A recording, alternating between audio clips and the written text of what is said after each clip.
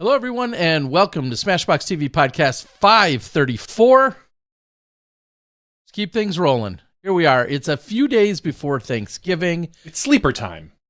Sure. Not much going For some. on. I'm getting ready to sleep after eating a bunch of turkey.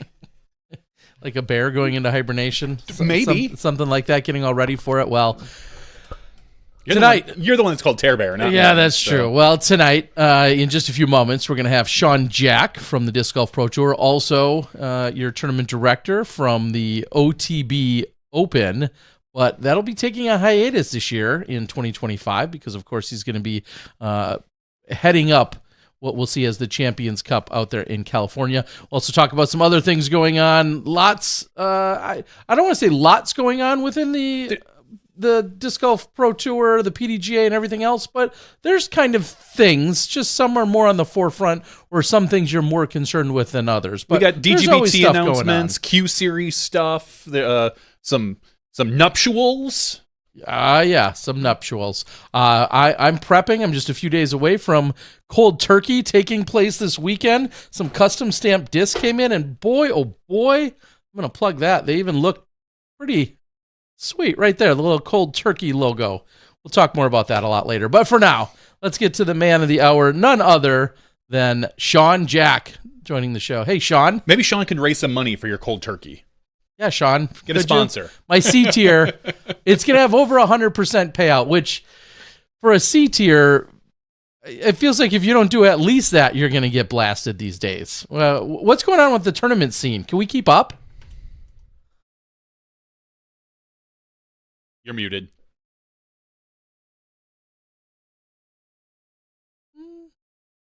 Yeah, he was. Right before We chatted with him just a second ago. See, I thought I saw him mouth something that we didn't then hear. Right before we cut away before. Yeah.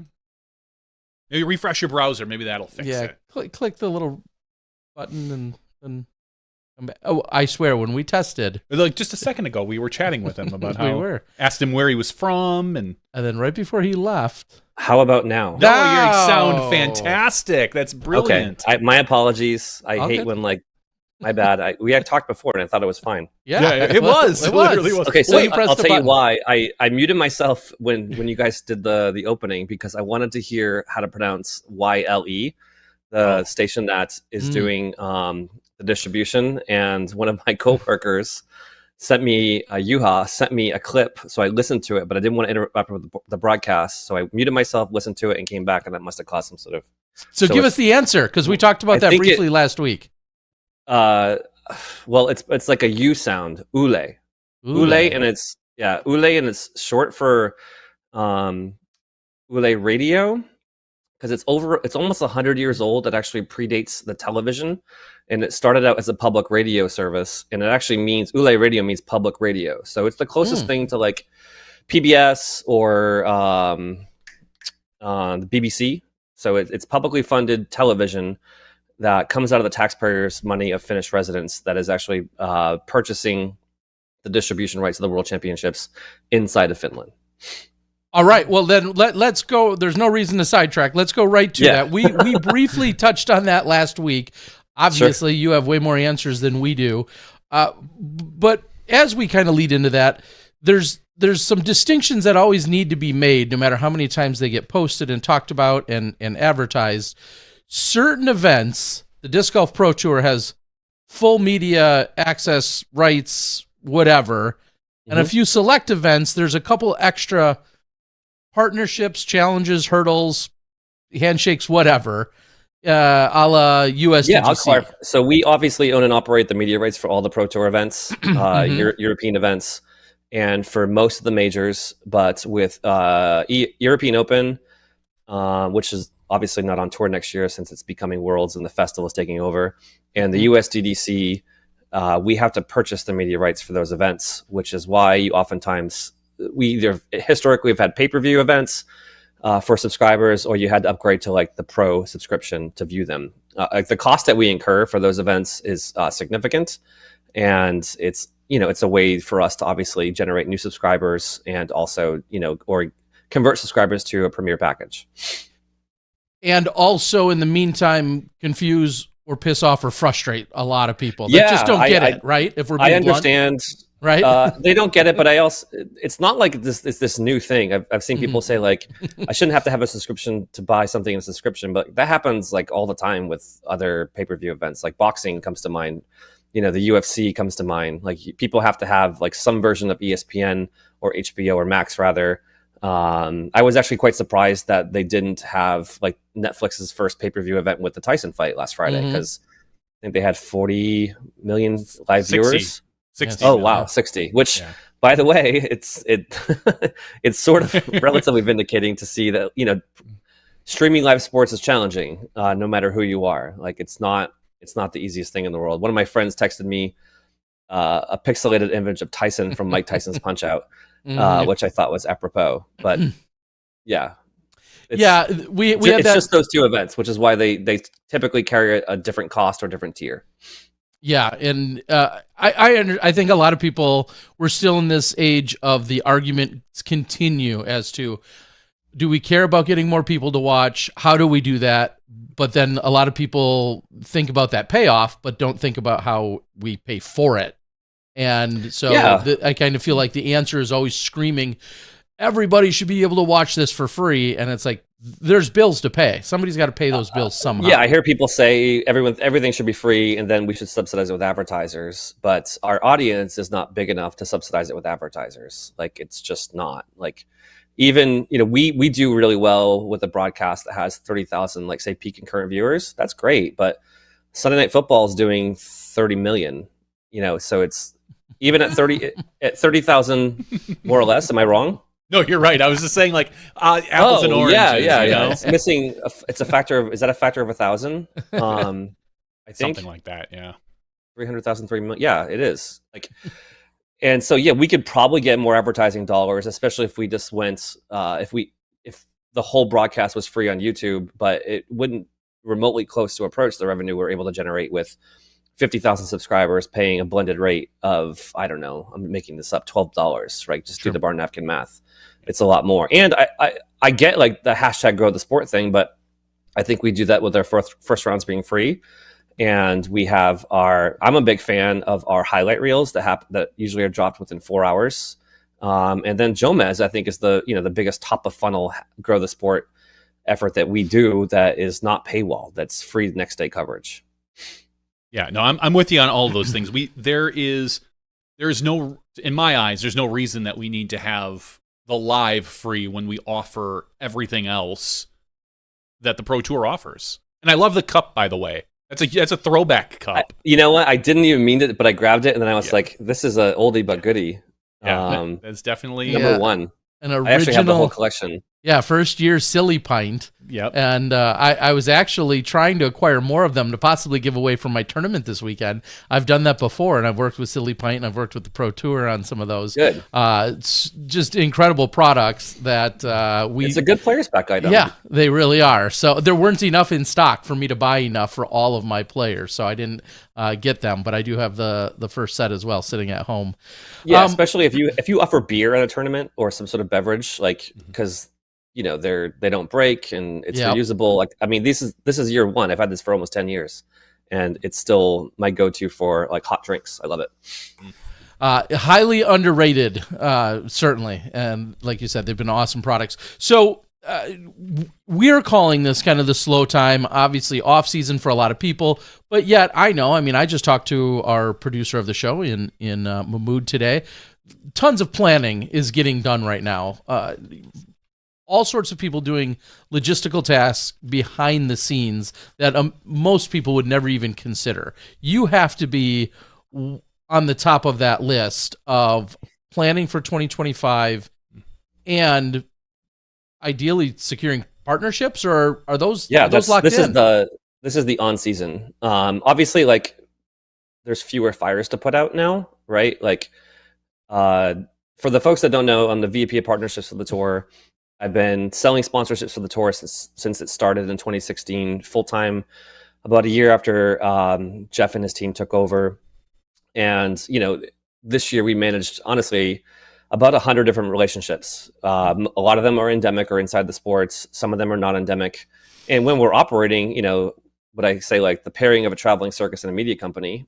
It's, it's just managing all the expectations and executing all the deliverables with all those customers, whether they have on-course assets, special activations in the broadcast. Terry, I'm not just saying this because you're here. I think you do a fantastic job with like those kind of reads. Seriously. Thanks. I appreciate that. I hear that, and it's like it's meaningful. And then just the advertising that exists both on the network, on the highlight reels, on Jomez. It's not just me; it's a whole team of us. But it's it's a lot of it. It's a lot of work, and like scheduling the ad run and making sure that it's perfect. But we make mistakes, so it's like constantly just managing those relationships. So that way, at this time of season, or the on season, which I like to call it, renewing contracts, is easy or easier. So that's what I've been doing, honestly, for a few months. Is we have a 2025 partnership deck. That's, I think, the best version of that we've ever had. I'm really proud the fact that we're going into our 10th year, because I think it's only like 15% of businesses make it this long. So I think it's something to celebrate. And I'm excited for the partnership deals that I know I will renew, and some of the exciting relationships that hopefully we can make an announcement in the next month or two that are new. We have proposals in front of some Birdie Pig companies. We have the help of an agency that has been knocking on a lot of doors, and hopefully I think we continue like inching up every year and like growing our sponsorship support outside the sports. But we need to do better, especially as the sport is probably contracting since the COVID boom, and I think that will probably last another year, maybe another 2 years before we go back to our 10 to 15% organic growth. But yeah, it's very busy for me, and just coming up with new stuff and talking to Mamu, the producer, and how we can make that work. So yeah, I will say I'm off tomorrow, Thursday, and Friday, and I'm really happy that I can close the computer down. So this is the last thing I'll do. Here's the thing. I'm never really on vacation, because if someone calls the Pro Tour or emails us and asks to spend money, I have to say yes, right? Yeah. It's like I have to process that. So with the contracting of disc golf, have you seen any companies start to shy away, either endemic internally, or does that even affect the outside companies? Do they even realize that like disc golf is scaling, so to speak, scaling back or shrinking a little bit, we'll say, or even plateauing, depending on how you want to look at it? Because I don't think so. It doesn't seem like something an outside company would even notice. Like, oh, they grew X amount. And most deals that we do with outside companies have people that play disc golf that are banging the drum for us, right? Like it's very rare. It's only been like Barbasol guaranteed rates are like two of the only big deals that we've done where it was just because they like the audience and they like the sponsorship opportunities we offer them. But typically, with someone like LL Bean, the gentleman that I'm doing business with them plays disc golf actively in Maine, so he might know. But even though disc golf, not the CAGR, but the market cap this year was maybe flat, I would say overall. I don't think people know that, and we're still producing more media than ever. Like we're still getting really good editorial wins with mentions on SportsCenter and Holes in One and social clips and going viral on TikTok. Like it's not. I don't think the bubble of disc golf media has gone down at all. I think it's the same. I mean, granted, we don't have James Conrad throwing in and getting on shared on every single possible media outlet because it was so cool. And that paired with COVID obviously accelerated us probably by like 5 years. But no, I don't hear people say, we heard that the sport is flat or softening a little bit. I don't hear that as an objection at all. Okay.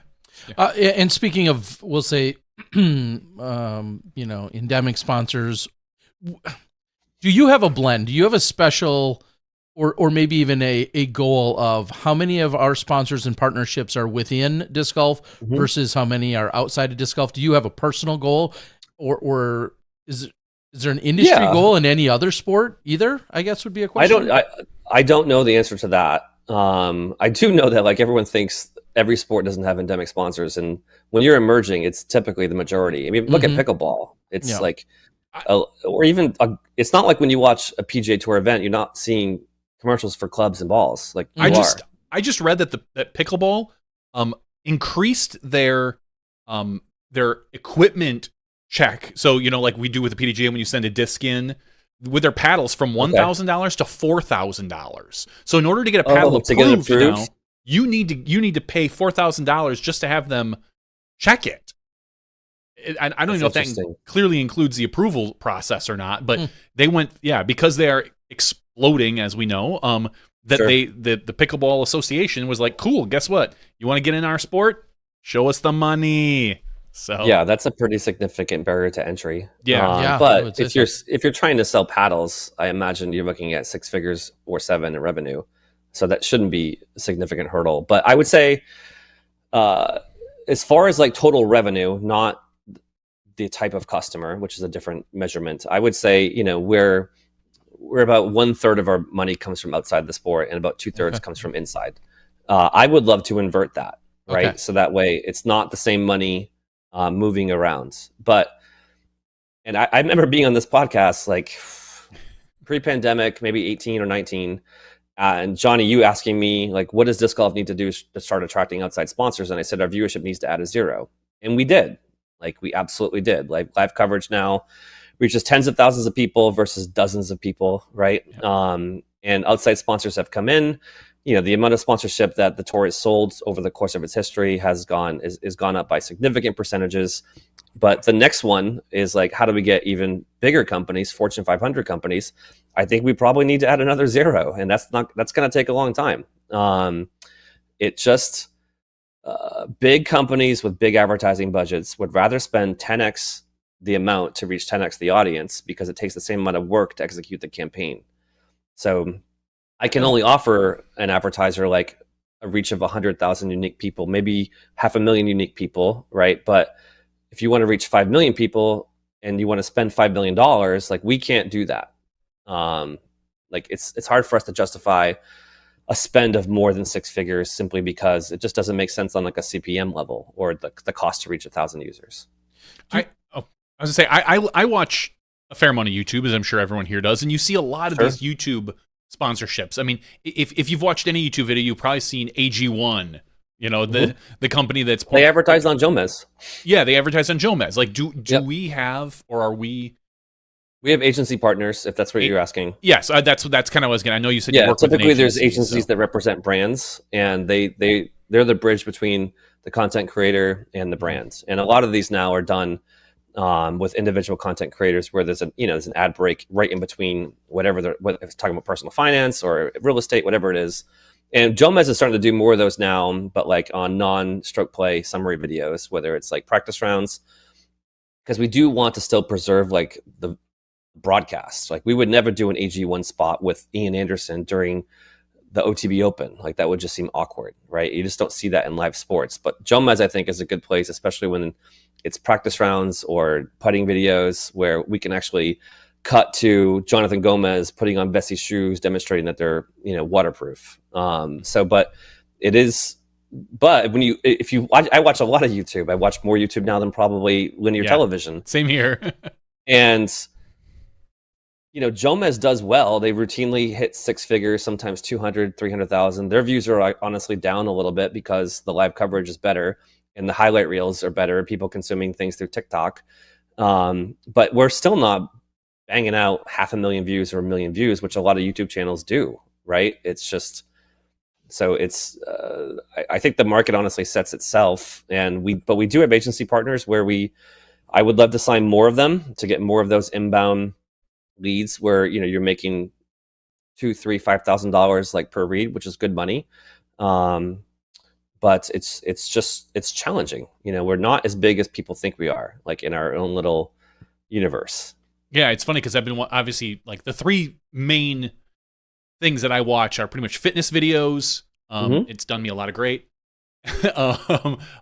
Woodworking and tech. Those are like the 3 things I kind of focus on. And lately, and granted, it's probably just a lot of YouTube algorithm. A lot of the commercials I'm getting pushed now are for Vessie gloves, Vessie shoes. And I don't watch disc golf videos. I just don't. I don't subscribe to a single disc golf channel on my primary YouTube watching thing because I have a separate Oh, channel. you have like separate. I have a separate account profiles. for that. Like I have a Smashbox account I can watch in there because I don't. Sounds gross, but I don't want it dirtying up my feed. I want my specific channels. Right. And then I have a separate life for that. But I still am getting Vessie, and because that's how good advertising is. Maybe just that. Yeah. I mean, did you ever go to their website? I mean, they probably just dropped a cookie. It right? could. It very well could have been. But yeah, I'm seeing obviously a ton of Vessie commercials and seeing how Vessie is getting into the sport. So.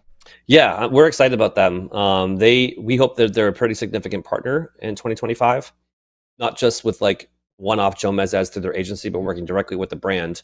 And I would love to bring them on in a significant fashion at like the Northwest Disc Golf Championship or the Old Portland Open, because they're from Vancouver. So we'd love to bring them on site and activate and do something cool with their shoes. And they make a great product. The fact that they are like virtually indestructible when it comes to water. They sponsor at least a few players, including the current world champion. Yep. So they see the value in advertising to us. He was literally they sell direct to consumer.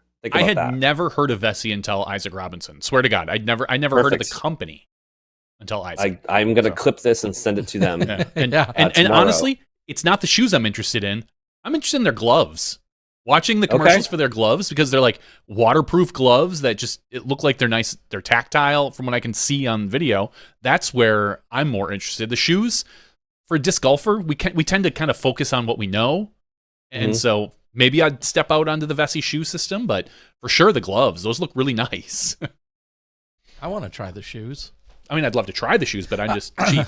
Along these lines, and I guess we think about some of these that have, we've seen a number of shoe companies that have come in going all the way back to Bite, and then at one point, it was Bite Shoes at one point, but Solomon, and then we've had people on the inside at these various shoe companies, Keen for quite some time.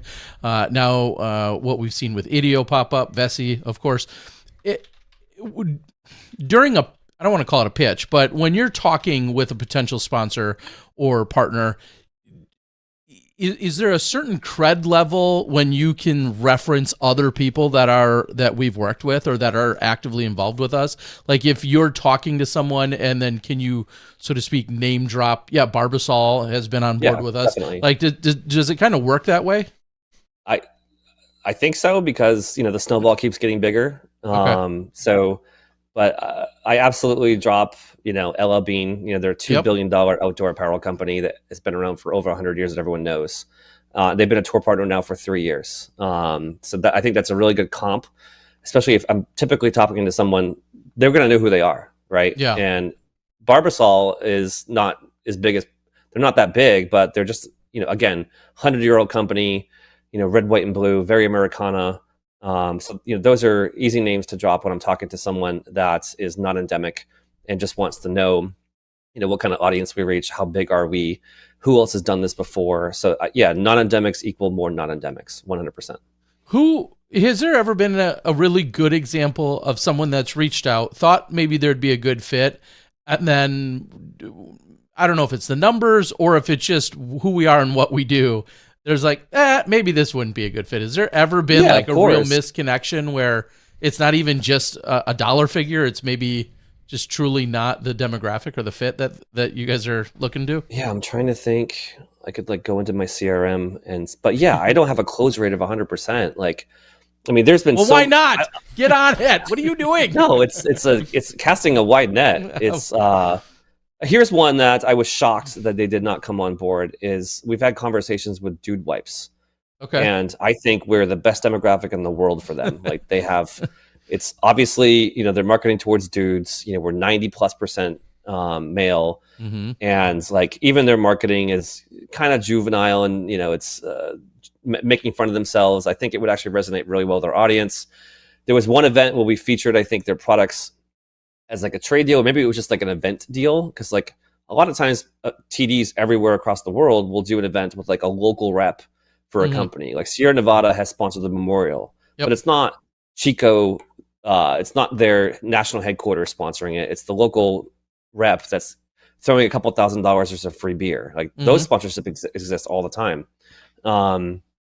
But there's been several times people just don't get back to me, where I'm watching TV, I see an ad, I'm like, well, that would make sense for us. I try to find out who a decision maker is at the company. I try to find their email address. I hit them up on LinkedIn. I get ghosted all the time, but that's sales, right? That's just part of it. Yeah, I guess maybe the other way around. Has anybody reached out to you and, everything gets shared, and then finally it's like, oh, yeah, no, that's not really what we were looking for? Honestly, I can't. If it was inbound, it's typically someone that plays disc golf sure. at the company. And like, we're the largest marketing machine in the sport of disc golf when you incorporate like the fact that we have Joe Mez attached to us. And so it's like, there's no better choice. Even if you want to sponsor Worlds, you're still sponsoring, you're doing it through the network. So it's, I can't think of someone like off the top of my head where it was like, I had a proposal in front of them and they said no, because they objected to X. That was non-endemic. That happens all the time in the industry. Cost is oftentimes a hurdle. We're not the cheapest. Like, I tell people all the time, like, if you have $1,000 to spend and you're a brand new disc golf company, don't advertise on the tour. First, spend that on Facebook and Instagram and get more followers first, and then, come to us when your budget's a bit bigger. But you're making me want to look at like my database to see. I guess I just think of, maybe somebody had a preconceived notion or was directed to you, and they're all hot and heavy on it, and then for what they find something out, or there's just some little hiccup or a speed bump that turns into a roadblock.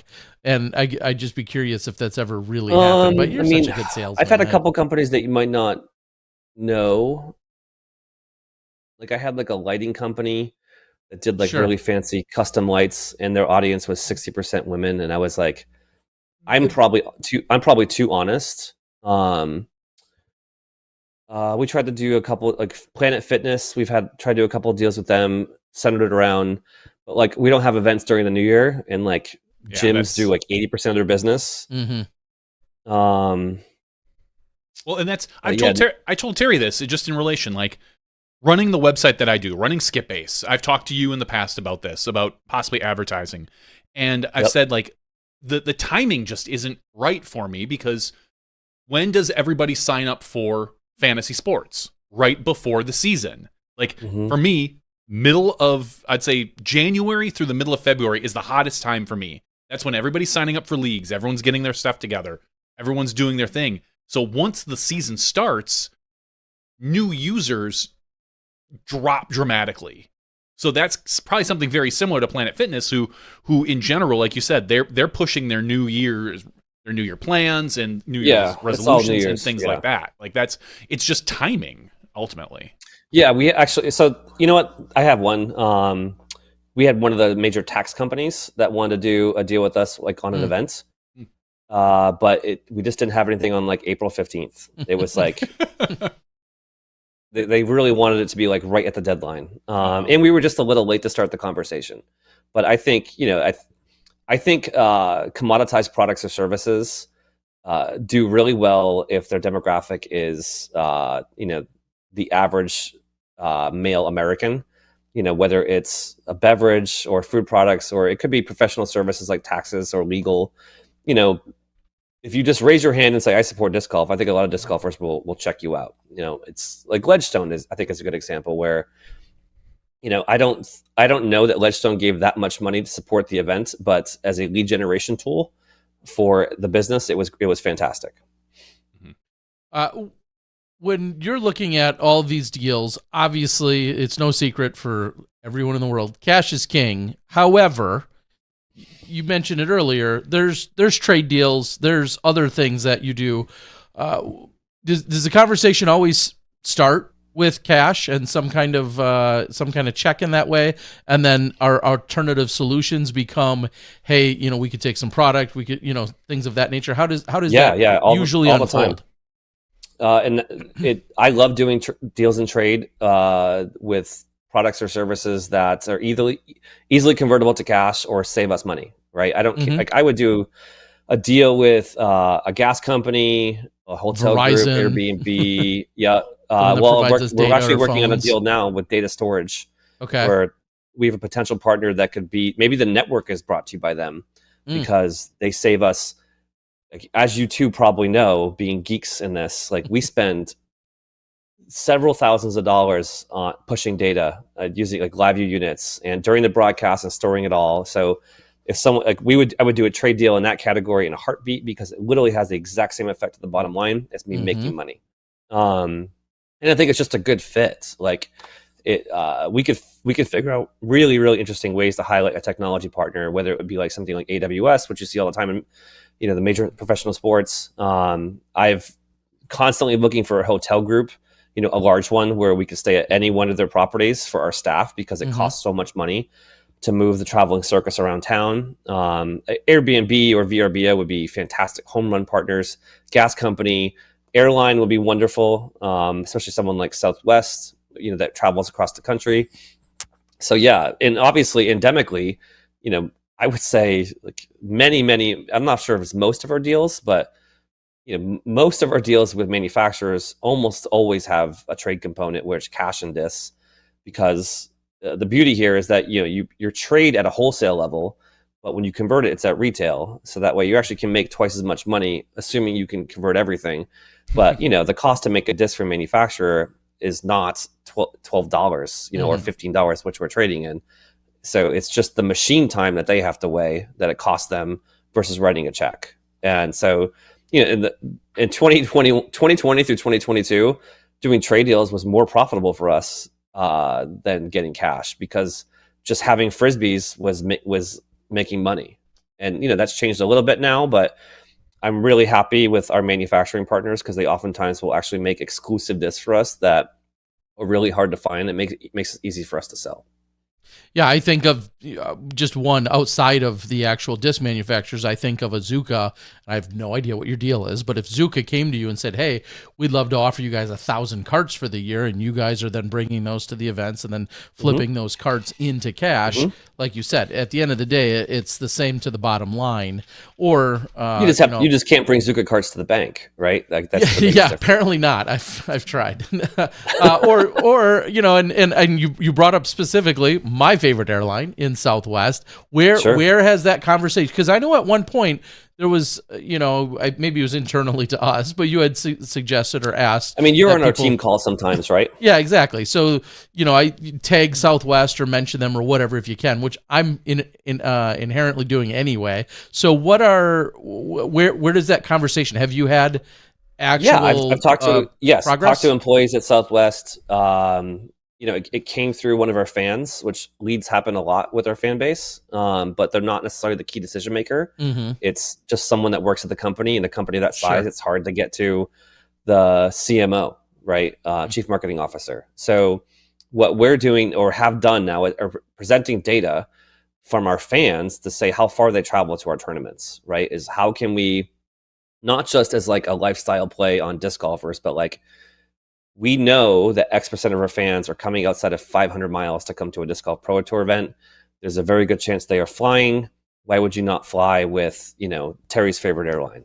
So that would be, you know, we would love to do that. It's just the LL Bean deal, when it comes down to it, like it goes back to like the late 90s at a bar I worked at in Harvard Square in Cambridge with the guy that ended up becoming the director of digital marketing. Steve dropped off a care package to him in 2018, and it wasn't until 2021 that we did a deal. Like it takes a long time. Like to sponsorship deals, you know, they're complex. It's not just buying advertising. Like if you were just to buy ads on ESPN, whatever's going to be there tonight, you have to like make sure that corporate profiles blend. There's no, the company wants to make sure there's no risk associated with matching with who we are, which, you know, I think our corporate profile is great. Going to our 10th season adds validity to us, and we continue to increase our reach. But it takes a long time to build trust for someone to sponsor you versus just, it's not as simple as just selling an ad. Sometimes it is, but it just takes time. At least it has for me. Well, and with that, I guess maybe this is a really naive question or elementary question. What do they look at? Are they looking, and is it very Audience. different per company? Audience online, total views, concurrent views, demographics. How many people are actually physically at the course? What are some of the things that they're looking at the most that you feel anyway? I mean, not to be curt, but you just answered the question. Okay. Like all of those things, right? How many people are on site during the total event, especially if they're activating on site, if that's one of their goals, how many people they can expect to reach, how many unique people they can expect to reach. And I would say with the broadcast, the best stat would be average concurrent viewers, right? Not peak, average concurrent, because that's the number you can expect to see your ad, right? And then, I am working on a deal with like a potential new eyewear company for the tour. And they want us to actually handle the advertising. Like they want us to make the ad for them. They want to give glasses to the booth and for you to talk about them authentically, as opposed to carving out a typical lifestyle ad that's not geared towards us. But yeah, it's all those things. The expected reach total, and good thing, like I can now start saying big numbers that Johnny, like going back to pre-pandemic, the tour reached 10 million total views. Now we're doing 50 million total views. That doesn't even include social. It doesn't include like, the halo effect you get with like players. That's just like our broadcasts, Jomez, highlight reels, et cetera, et cetera. So it's like, we're finally at a pretty big number. But yeah, those are all considerations. And of course, how big is the potential audience? So that's a number that's hard to drill down. I think I can say conservatively, there's at least 4, maybe 5 million people playing disc golf actively in the world, based upon some, that's a UDisc reports and them saying they have over 1 million users at 20%. And then how big our audience is on YouTube. So it's, I can say with confidence that like a consumer, a product that is for everyone, it's 1 million people that you can reach if you sponsor the tour over the season. Easy. Yeah, Sean Jack's name, honestly, is one of the most cursed names in the control room, as well as one of the most praised names. Oh, right. Nice. Because inevitably, a lot of people are always joking that like the first 20 minutes of the broadcast tends to be a lot of our activations. We get them. That's because Mahmoud wants to get through them. He wants to get through them. He wants to make sure that we don't miss any, because nobody wants that call from Sean Jack or from whatever your sponsor is like, hey, I'm going to pick on Steve Dodge. You didn't get my birdie zone in on this round. That happens all the time. Because something's missed. So people are always like, oh, why did you do, the Barbasol close shave on hole 2? There's 16 more holes to go. And inevitably, we're all going like, well, more so Mo is like, Sean Jack. What more can he put? What more can we sell? And that's, and it's good and bad. Obviously, we have healthy debates. Like he's really open to new things. Yes. But I also respect like he needs to preserve like the editorial integrity of a sports broadcast. Like we don't want it, crossing over. But that was my next. That was my next question. Because I was imagining Terry taking off, like all the guys, like cut to the booth, them all taking off their glass and be like, did you see that one? I did with my new Zennies or whoever it is. Yeah, that's my next question that you were kind of all, we're dancing around also is, will there be too much? Could you sell too much? Yeah, I'm a fan of, like, I'm one of our fans. I love watching the broadcast. And yeah, I don't think I got to the point now where I'm eye rolling yet on some of the stuff. I mean, Terry, you hamming up a bunch more than others. I'm like, I will say, I watched the broadcast and I'm like, holes 12 through 18. I'm like, play an ad. Why are we not seeing any ads? Like the audience is at its peak right now. I want to see an ad, and I'm the only person on the planet that's saying that's because somebody's commission check depends on it indirectly. Yeah, play an ad. So I will say that if you're a sponsor out there and you want your ad played between those, that's primo money right there. We actually have talked about that. I try to rotate them so that way there's no wait. But I part of my job, honestly, is to watch the broadcast. I try to watch every Friday morning, the FPO, or if it's MPO, if it's in Europe, because just to see how they're doing with the ads, the ad reads. And then I get texted at least once a weekend by one of our partners with, they're not complaints, which is fine. Like I problems create opportunities. And I've had I'll Slack Mahmood, and he will literally like repeat the activation within minutes and nail it.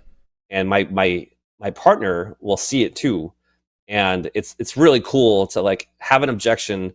I can actually handle it in real time, and then within 10 to 15 minutes, it's fixed, and the client's happy. And the beauty of that is that typically the client is actually happier than if nothing bad ever happened, right? Yeah, because they feel heard. They feel like they're absolutely impacted. You're listening to them, and they're for sure getting their money's worth. And just like arguments with your friends or your colleagues lead to stronger relationships, right? Because it's more understanding. So let's talk 2025. You've got not only in your current position, but you're running the Champions Cup out there. Yes, sir. I guess we'll start from the DGBT side, from the advertising side. Is there anything we can look forward to for 2025 as far as sponsorships? Are we going to see another big outside sponsor? And then selfishly, do you hold that at all for the Champions Cup? Is there something that you kind of be like, this is my sponsorship from my event? No, so I have to be exceptionally transparent in that, like, there's conflict of interest. If the folks out there don't know, in addition to working for the tour, I'm the tournament director of OTB Open, which is getting promoted to a major next year. And I actually run that separately with my own LLC with a business partner of mine, Sean Mercy. So whenever there's the situations like this, I'm just completely upfront about it, right? Like, I could never, Acme Corporation wants to sponsor the tour. I would never go, oh, why don't we just try this, this major that's going to be on the West Coast that's going to get a bunch of, I could never do that. And like, in the same breath though, like, because I'm the TD of Champions Cup, while I'm closing deals for the Pro Tour, I will close a deal for the tour for season-long partners. I will obviously then, it would be foolish for me not to ask them, would you like to also sponsor the Champions Cup? And because to them, they've always worked with me as the Pro Tour guy. Their on-course assets have always been at Swenson Park. So it actually is a little bit different this year, right? And I also have to figure out how operationally I'm going to get all that stuff into California, because the Pro Tour ops trailer might not come, right? So it's a bit different. But for 2025, the Champions Cup is sponsored by the same organizations. It's OTB and MVP working in concert together, doing this magnificent disc collection that is a wonderful fundraiser for us, and we couldn't be happier. But we will probably, for the first time, have like other manufacturers on site because it's a major, and so there's less like boxing out, I think, than there is at an Elite Series event. Are we going to see those discs sometime soon? Yeah, we're always hoping to be earlier, but typically they drop like 6 weeks. We typically do 2 drops. And last year we had 12 different molds. MVP does a fantastic job of allowing us to create discs that they typically haven't done in a long time or haven't done ever. And it creates demand. I think of all the organizations in the sports, they're one that probably grew in 2024. Yeah. They may not actually be meeting demand yet. And so I'm super lucky, that we've associated the OTB Open and now Champions Cup with them. And Danny Corbett, who owns Only the Best Discs, is like, one of the, I wish we had a term for sneakerhead for discs. Like, we don't have a cool one, in my opinion. But he's like a disc head. No, you don't want me saying that one. See, too many times. Especially you can't say exactly. That's what I'm saying. Yeah, it doesn't work. But he's a hyper nerd, so he knows like just what molds haven't been done, what molds are possible, and we give MVP a wish list of like a couple dozen. And then they work and refine. And I think we also do a really good job of sourcing artists to make some pretty far out cool stamps. And like, it was a wildly popular disc program this year for us, where it allowed us to not have to worry about funds for the event at all. Have a significant added cash and do a lot of fun things on site that we're stoked about even stretching out in 2025. Like now that we're a major, we have to do something else besides just having an extra day. I'm going to go off a slight tangent here because Sure. they're such good partners with you, and they've, like you just said, I think it was a really impactful statement that you're not the first that I've heard say that it feels like MVP might be someone that flourished in 2024 while others were maybe contracting a little. What can MVP, what in your professional opinion, what do you contribute that to? MVP growing and thriving in a time when a lot of other companies are offloading players or shifting things around or backing off sponsorship and support and help. MVP seems to be thriving. What do you attribute that to? I don't think it's just like one thing. I think they make great discs, and like that's, and a lot of people make great discs, but they have a patent on overmolding, or at least the type of overmolding they do. And if you're at the candy store of a disc golf store and you're looking at all the discs, they stand out, right? Like they, for sure. Especially the combinations of plastics that they put together with different color schemes are just really pretty. As someone that plays disc golf avidly, like everything slow in my bag now is MVP, except for like Pig. I don't think they have something like for forehand up shots in that slot yet. I've thrown the trail, their new it's really interesting. I haven't thrown a driver like that has such a narrow I'll be nerdy here, amplitude. Like it's a narrow flight path but still goes far. You don't need to like have flex it or hyzer flip it. I think also they got a little lucky with James and the most famous shot in disc golf history. Built their company, I think. Yeah, it certainly accelerated them, and I think they've done a great job signing key players. I mean, yeah, you think Simon and Eagle are? He's not the best disc golfer, but he's the most popular. Like this comes back. This happens all the time. Getting Silva Saarinen, I think, was a great deal. That she's top 4 player in Europe now, I would say, and this sounds like arrogance, but I think sponsoring the OTB Open on the West Coast and the MVP Open on the East Coast, gives them 2, tentpole events on each coast. With both New England and California have a significant amount of disc golfers, so that doesn't hurt. But I would say it comes down to the discs first. I think the discs are just cool. They look great. They feel great. I don't know if I buy into the overmold science that they go farther, but a hex to me goes farther than my old mid-range or a little bit straighter. Maybe that's just me, but all those things combined, and they just have a really good team. I think the Richardsons are good leaders. Andrew Johnson, who's their marketing director, is fantastic at his job. I don't know, and I think they're just cool, right? They think they're the cool kid in the block right now. Yeah, they definitely are. And I'll say I don't think it's a secret. They weren't initially, and that's part of this beautiful story about them. I will never forget getting my first set of MVP, my first order from them, playing catch. It was at Standing Rocks, playing catch with this like weird overmolded disc that didn't have a stamp on it at the time. I have it somewhere, and I think it's worth a lot of money. But anyway, it's like 2011. I don't even remember the year, to be honest with you. But I do remember ordering them as a vendor of all the major manufacturers at the time, and people looked at them like, eh. And just never cared, never thought anything about them. I think I had some Matrix, maybe some anodes, and something else were like some of their first ever discs. And then I slowly watched what you were saying earlier about the candy store. They as a guy who sets up at a park, cult following. Well, not just that, but it was easy to watch people's eyes gravitate because I could have 40 bins of Frisbees out, and everybody goes right to the 2 bins of dyed discs.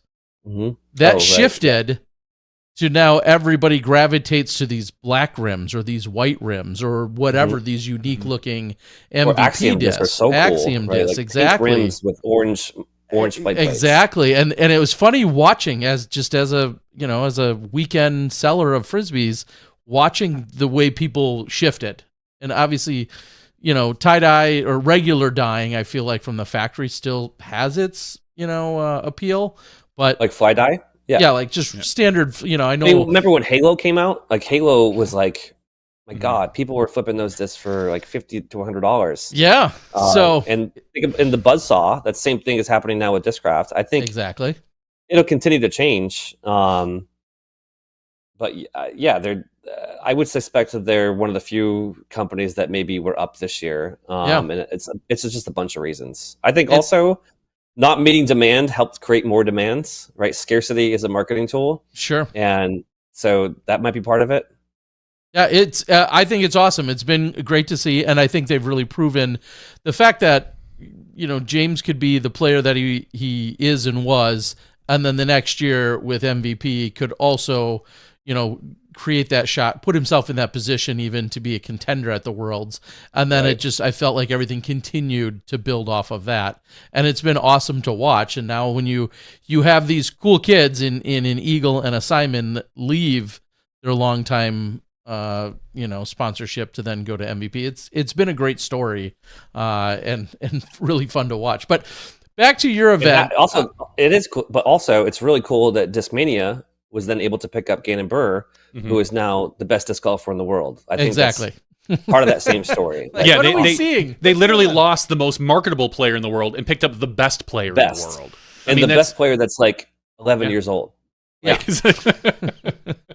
Yes. So, I mean, it's flip a coin, man. It has been crazy. So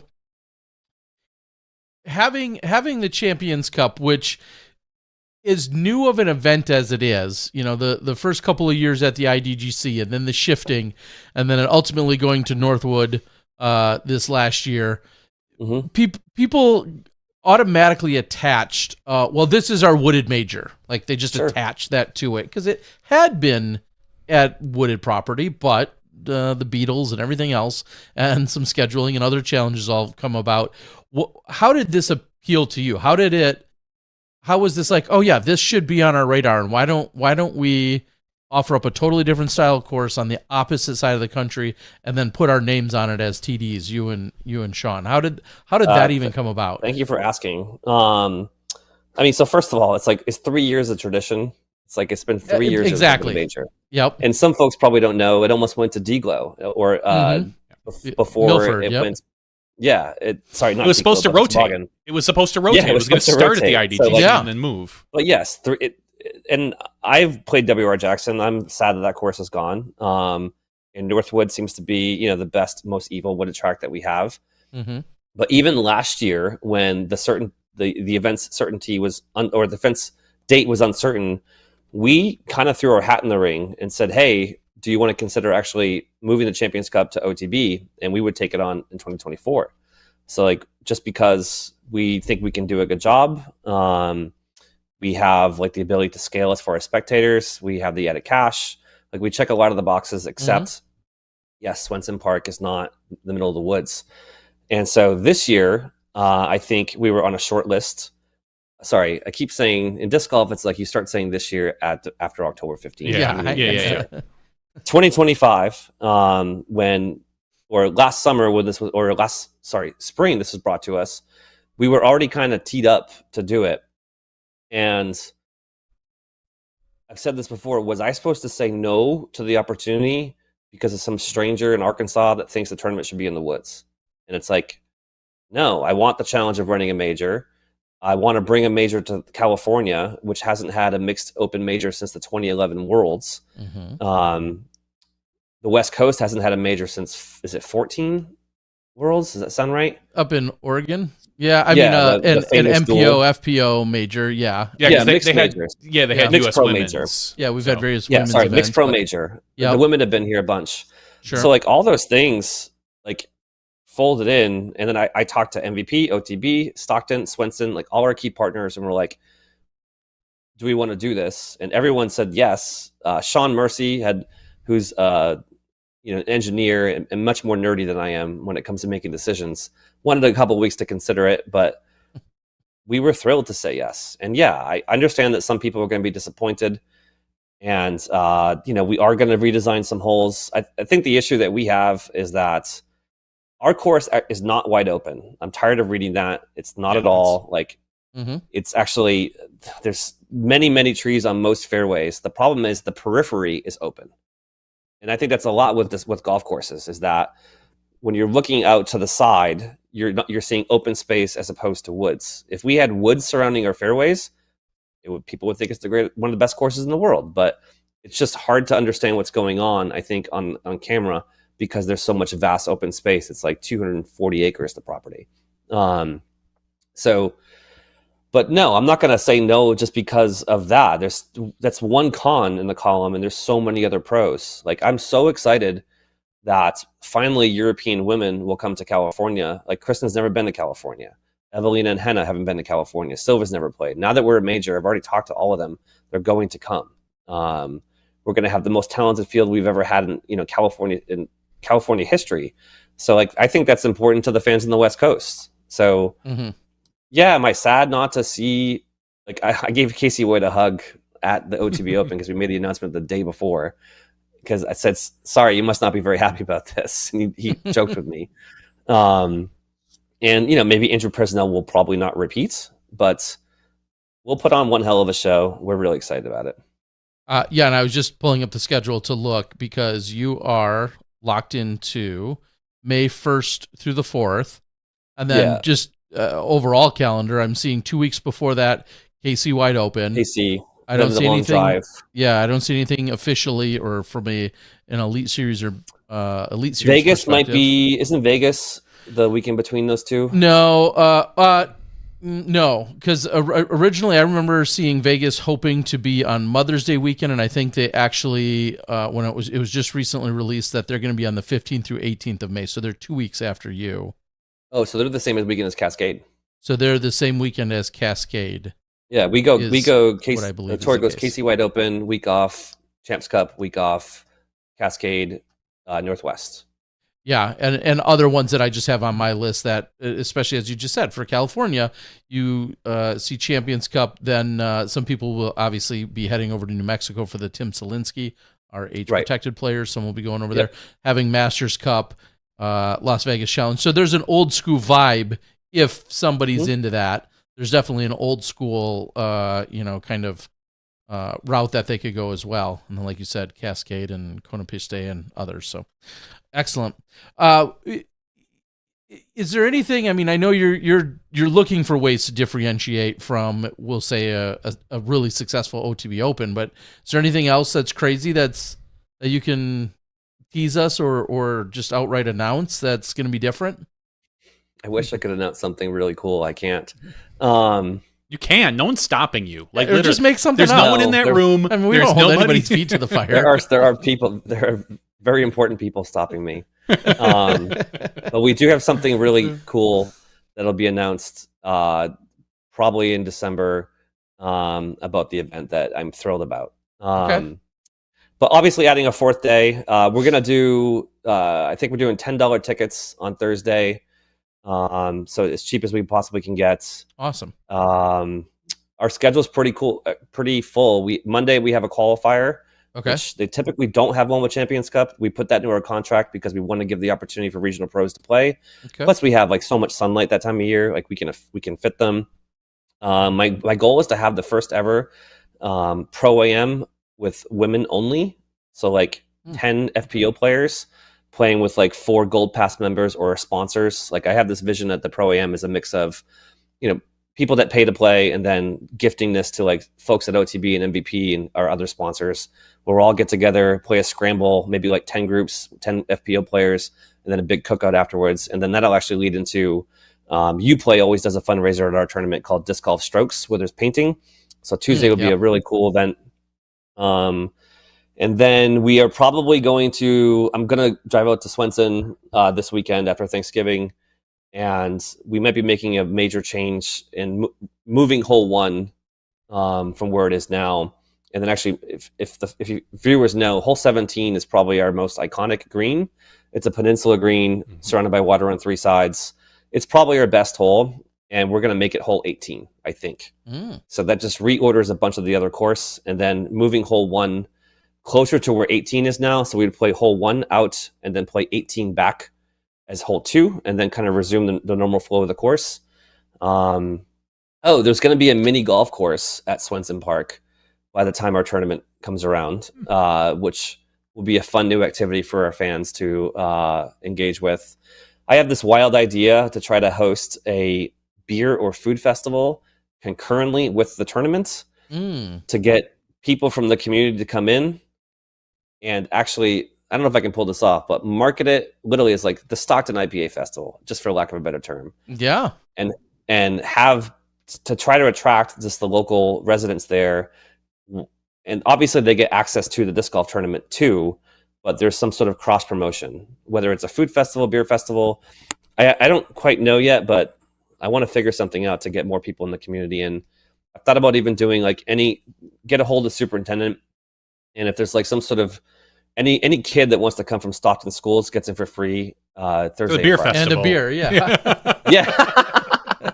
yes. I mean, it is Stockton. Let's be real. Come on. Bring an IPA, get in for free, along with your report card. That's right. Or you get a certain amount of IPAs for free with all the A's on your IPA on your report card. I don't know. There's a tie there. There's IPAs. So one the coolest thing I think we do for like that we build is that hole 1 is on a stage at our tournament. Mm-hmm. Players tee out from a stage, and then in 2024 we installed like an elevated deck for like a super VIP lounge. I want to do another one of those, one elevation higher. Wow. So now we actually have tiered boxes that we can fit like 40 VIPs, including the players and their caddies. And so that's my big new thing for hole 1. And then Sean Mercy, who I always have these bonkers ideas. I always thought the course is it the Clash of the Canyons. Is the course called the Canyons in Illinois? Yeah, in Delwood. Yeah. Yeah, Delwood. Thank you. Mm-hmm. I always thought I thought it was so cool at that course that you can be on a pedestrian bridge and throw underneath it. Mm-hmm. Like so, where I want to price it out. Is there a way for us to build a temporary one of those and have it be a feature on the course, because we have space, and allow the fans to actually watch the disc go through them. Maybe this probably won't happen, but it's a crazy idea that I have that I'd like to see if we can execute. Have some sort of bridge, and then kind of make it a triple Mando where the players have to go under it. Yeah. Is it 11? Is that the with the water carry? Double water carry on 11. Yeah. Is that the one I'm thinking of? That's could it be done there? Maybe. No, it's not. No, he's gonna build a boat. People are gonna be out on the boat. I thought about having get a party boat out there, but I don't think the boat should be moving around. It would just affect competition. Probably. Yeah.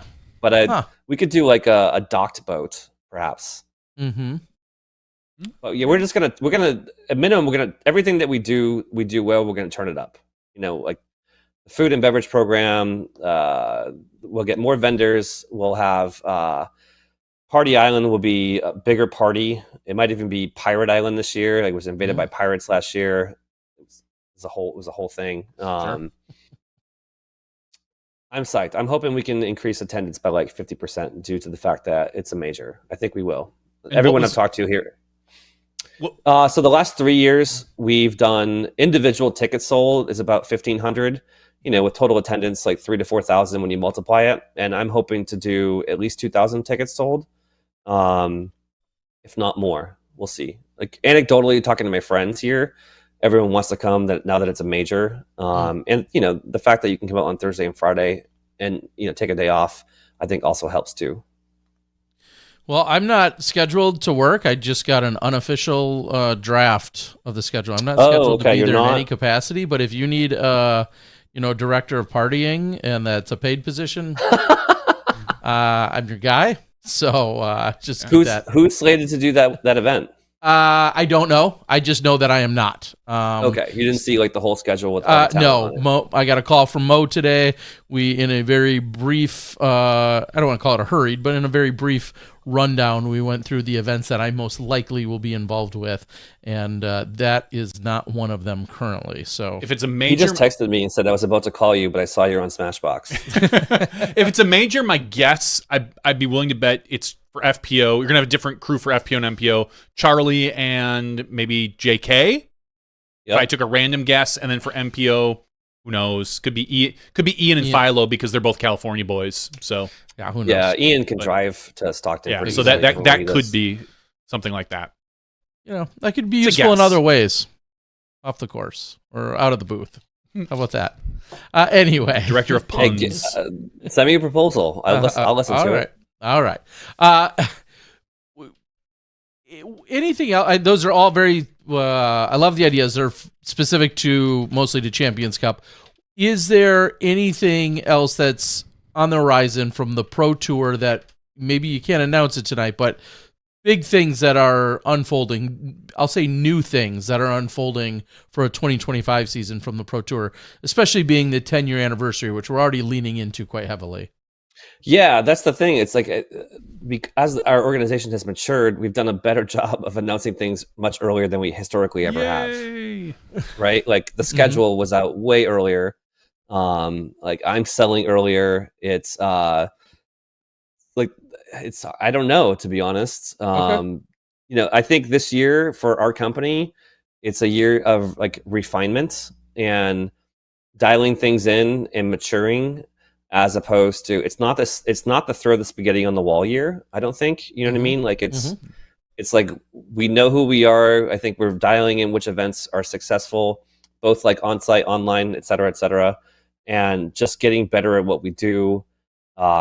Keep controlling our costs, seeking profitability. I think Europe this year is like, it's a big investment for us, but the long-term growth there is incredible. I'd love to share like some viewership stats with you, if you don't mind, now that I mentioned Europe. I'd love to hear it. A lot of people would love to hear it. Yeah, so like just as far as so the network reached about 50,000 subs in 2020 this year in 2024, which was actually down from 2023. But the was up. Yeah. Okay. But we had viewership was up. Yes, peak concurrent and average concurrent viewers were up. So live disc golf was up.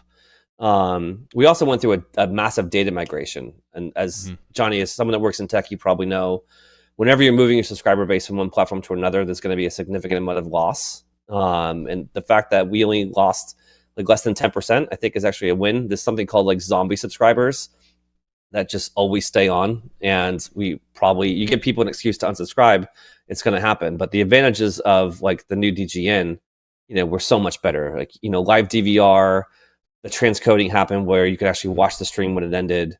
And we know that it's not perfect, but it's the best version of the network that's ever happened.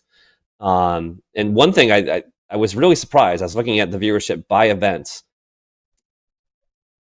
So we had 5 tournaments this year that had a higher peak concurrent viewership than Worlds of 2023. And the 2 that were the highest were the European Disc Golf Festival and Krokel. They had higher peak concurrent viewers than Worlds this year. I wonder if that has something to do with the time that it was streamed. I think so. I do. Because I can watch that. I wake up and watch MPO right first thing in the morning. Yeah. Over 20% of our user base is European, and I would imagine 80% of that 20% is tuning in because it's prime time for them, and I'm as far away as most of our users are on the West Coast, and it's still watchable for me. I actually had a really good time. I forget which event it was, but I was out late one night. I went to a concert or something. I came home and I watched FPO and at midnight, and that was so cool.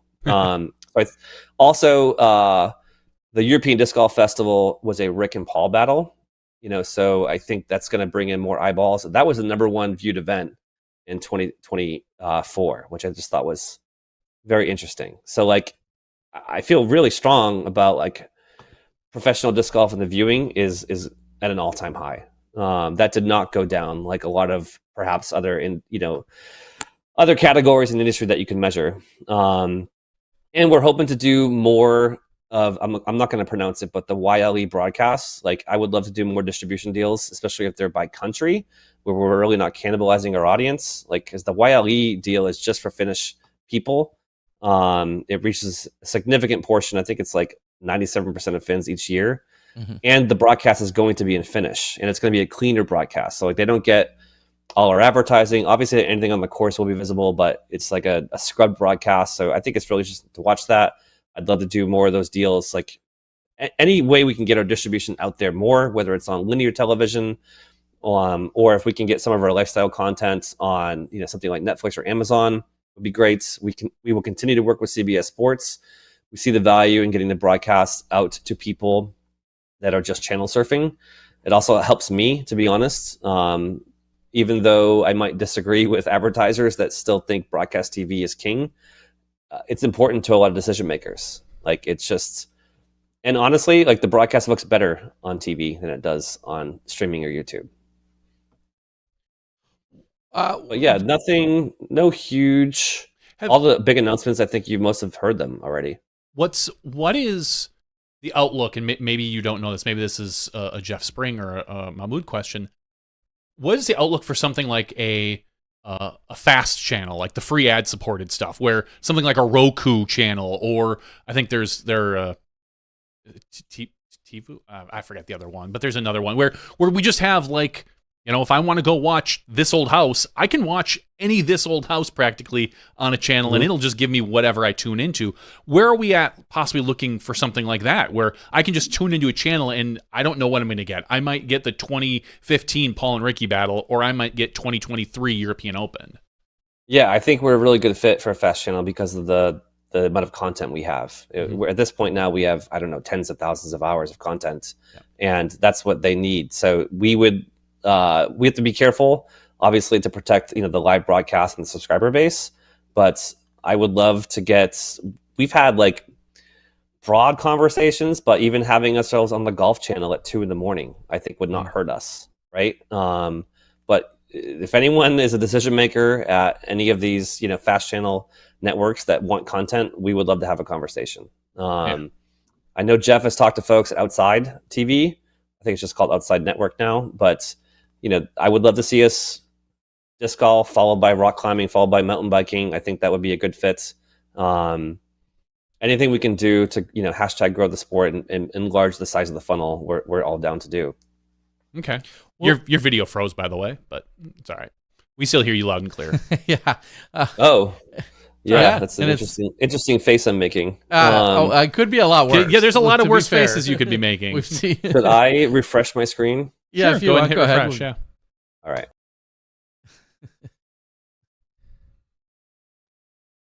There, you're back. All right, now you're back. I think this is a pretty fair question that is on a ton of people's minds whenever it comes up. We just talked about CBS Sports. How does that come about? Is that something they're paying the Pro Tour for? The Pro Tour and the network and PDGA are paying them? How does that relationship work? I mean, the relationship now is pretty old, right? I think, was it 2021? Was the first year we were on CBS Sports? Yeah, DDO, right? Yeah, was that 2020 right. Even then, or no? It might have been 2020. Pandemic? Yeah, so our relationship with CBS Sports now is 4 or 5 years. And there's lots of different ways that you can do television deals like this. Either, we're not at the point now where we're getting paid from American TV, like with CBS, where we're getting paid, because I don't think they can, if they paid us $100,000, they're not going to make that back in advertising. They're just not. So typically it's like a trade, right? So we have to pay to adapt our broadcasts. Typically it's a combination of Jomez and the live feed for television standards. And, you guys probably know Joe Canale, that, is it Bluefoot? Bluefin. Media? Bluefin. No, Foot. Bluefoot? It's Foot. I think it's Foot. It's Foot. Okay. Yeah, so we have sense. to pay him to adapt the broadcast so it's ready for CBS Sports, and that costs us money. But then we also get ads, on the network and can sell the broadcasts. Like LL Bean's package this year included advertising on every single CBS Sports broadcast, whether it's ads or ads I send to CBS Sports, plus special activations, plus just on-course assets. Plus, certain tournaments might pay a bit more money to guarantee they'll be on TV. So it's pretty much usually, at this point, it's a trade. With the Finnish broadcast, it's not, though, because they're just buying it from us. a stripped down version of the feed, and then they're obviously going to monetize it. Maybe they don't have ads. I don't know, because it's a public tax funded enterprise. I'm not sure, but get that tax money. Get the European tax money. Do they pay taxes over there? I don't know. Yeah, I think they in pay Finland. a lot. Yeah, they have high tax rate. Very high tax rate. Yes. Great standard of living. They have free healthcare and free college, and America, who cares about that stuff? We don't need it.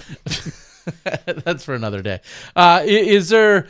Here's a question that's you're well versed in enough of this to have I think a great perspective, which is we see coverage channels have come and gone, or some are just starting, some are fizzling, some dabble somewhere in the middle. I think of myself, who really pops up during the off season, and now I'm very busy until we kick back off with the Pro Tour come February, March. But we're also seeing a lot of other content creation within disc golf. So my question to you is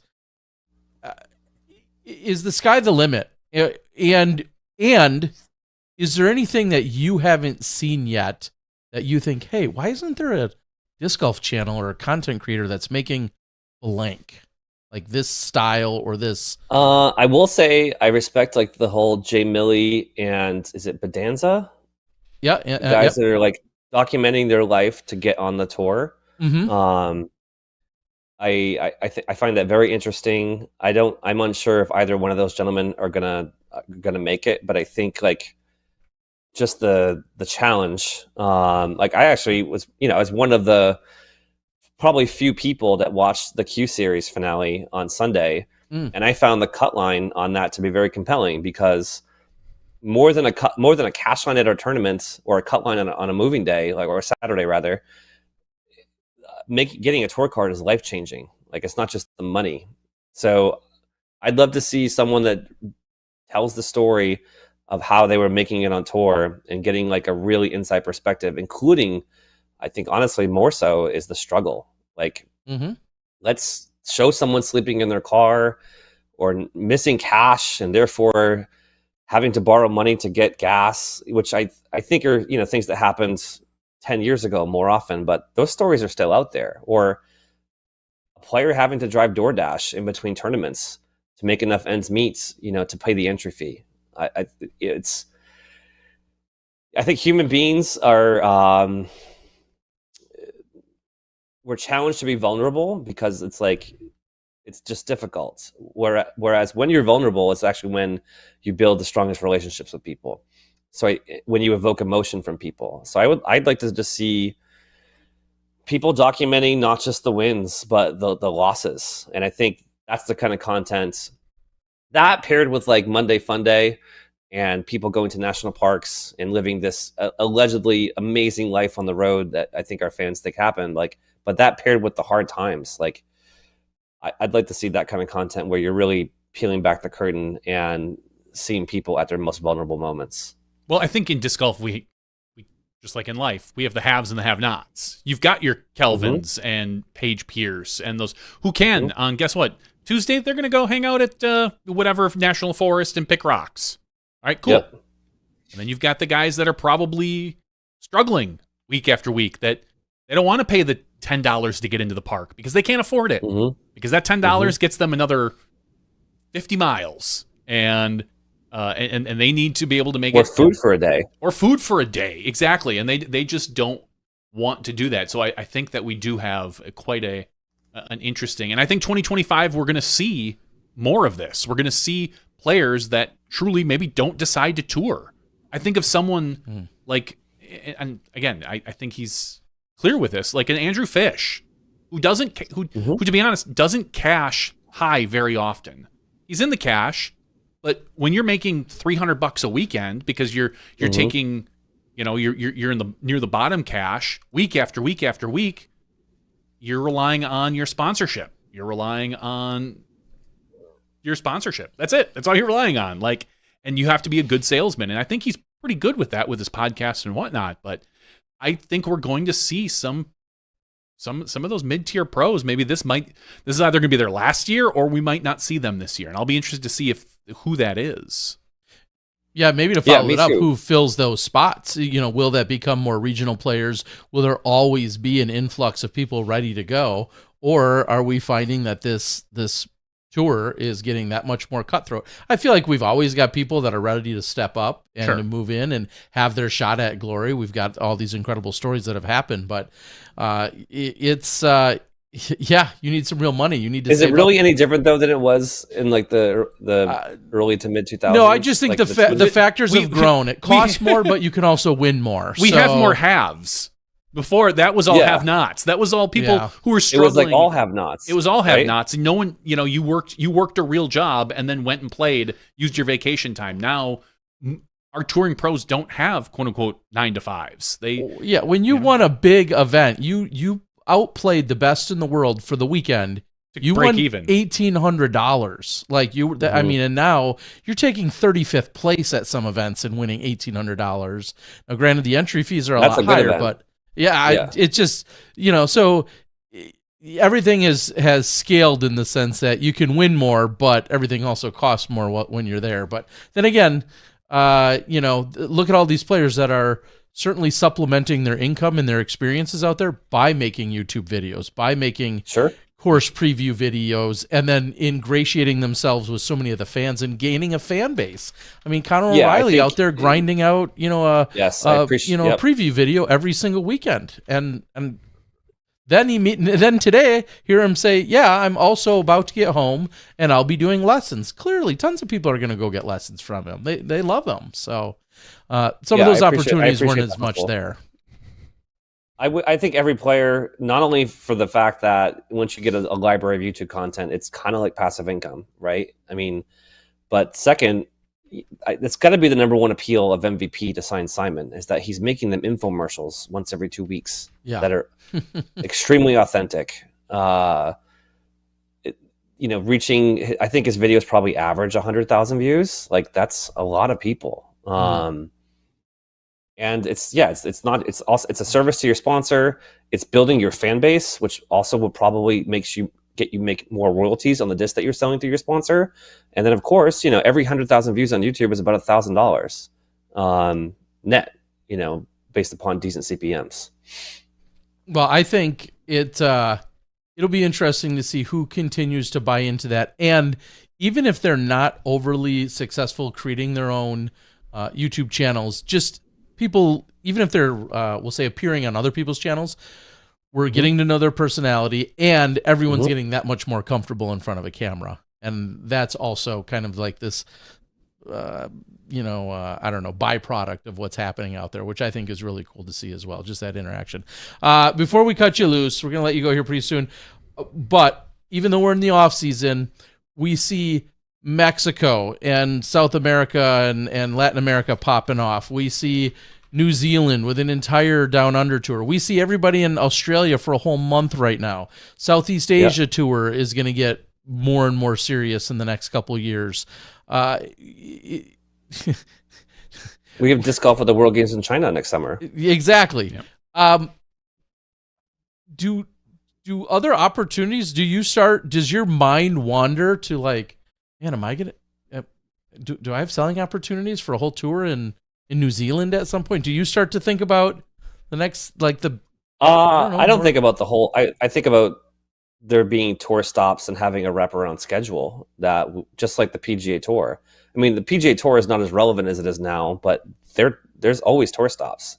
Yeah. So is there a world where our seasons, our calendar season actually starts in November, December in the Southern Hemisphere, which we kind of did, was it 2 years ago, where like Lake Marshall, the points counted for the next year. So I definitely see a world.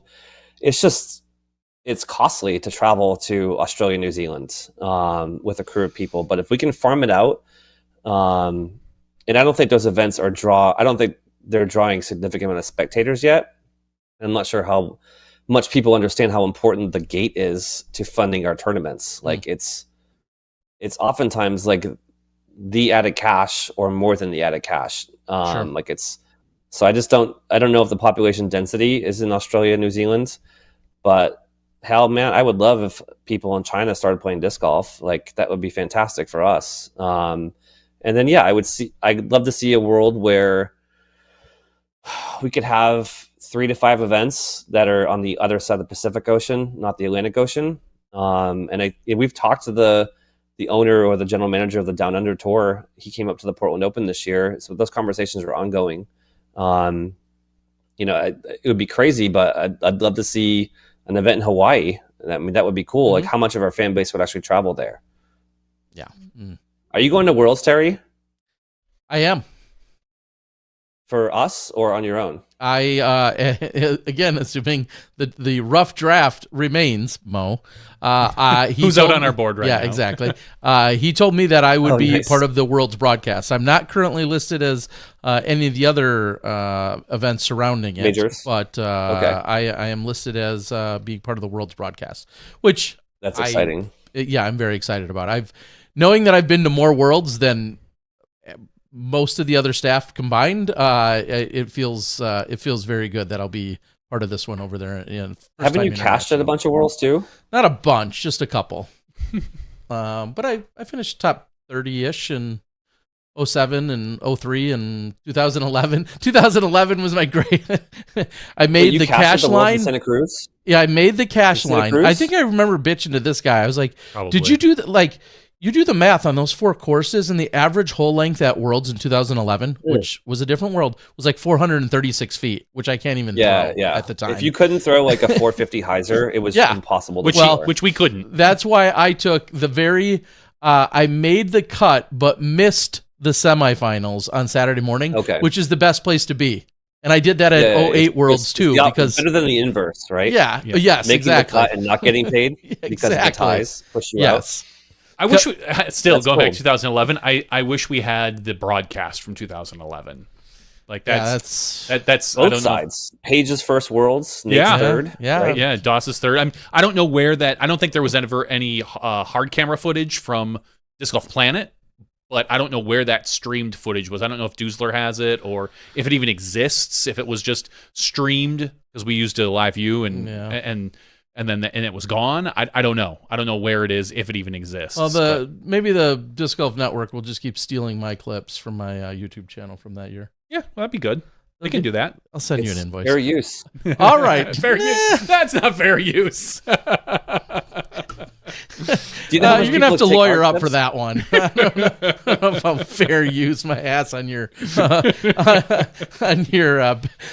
paid subscription network. Anyway, with that, Sean, we do really appreciate you joining us. Is there anything either we didn't touch on or any parting shots or final words that you might have for the... No, I just appreciate the two of you for what you've been doing I started playing in 2008 and I remember watching your video blogs then. I don't know what number it was, but both of you have been in disc golf media for decades now, and it's not lost on me that if it weren't for you, I might not be here. So in the spirit of Thanksgiving, I have gratitude for the both of you. So thank you very much. I appreciate, and thank you much for having me on. Hopefully we can fast forward in 5 years and I can say, remember in 2024, we're talking about adding a zero.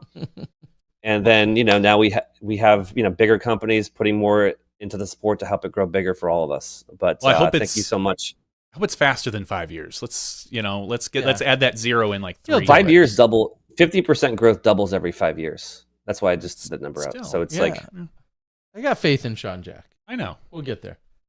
All right. Well, with that, we'd really appreciate your time. We appreciate all the hard work. There's a million emails and phone calls and conversations that you have that the rest of the world benefits from, and yet they'll never know that you had them. And so many things are happening behind the scenes because of things that you're setting up, lining up, following up with, deals you're completing, and conversations you're having. And so we all owe you a huge amount of gratitude as well. So we appreciate all your insight. We appreciate your knowledge and your background and the professionalism that you've been bringing into disc golf, because we've been missing it for so long. And the fact that you stepped in as the professional that you were in the advertising marketing world has been truly, I think, a huge reason why the Disc Golf Pro Tour has been able to thrive and continue to keep moving forward thanks to your work. So we appreciate the heck out of you, pal. Aw, shucks. Thank you so much. That was very nice of you. I appreciate it.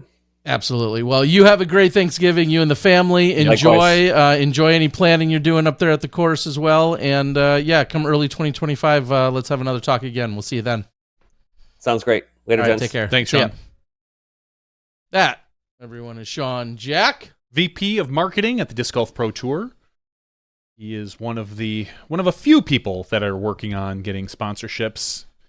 And you know what? If you happen to be someone who listens to this, I'm sure you've thought of this, and your company is interested in possibly advertising with SmashBoxx, contact us. Don't contact the Pro Tour. Contact us.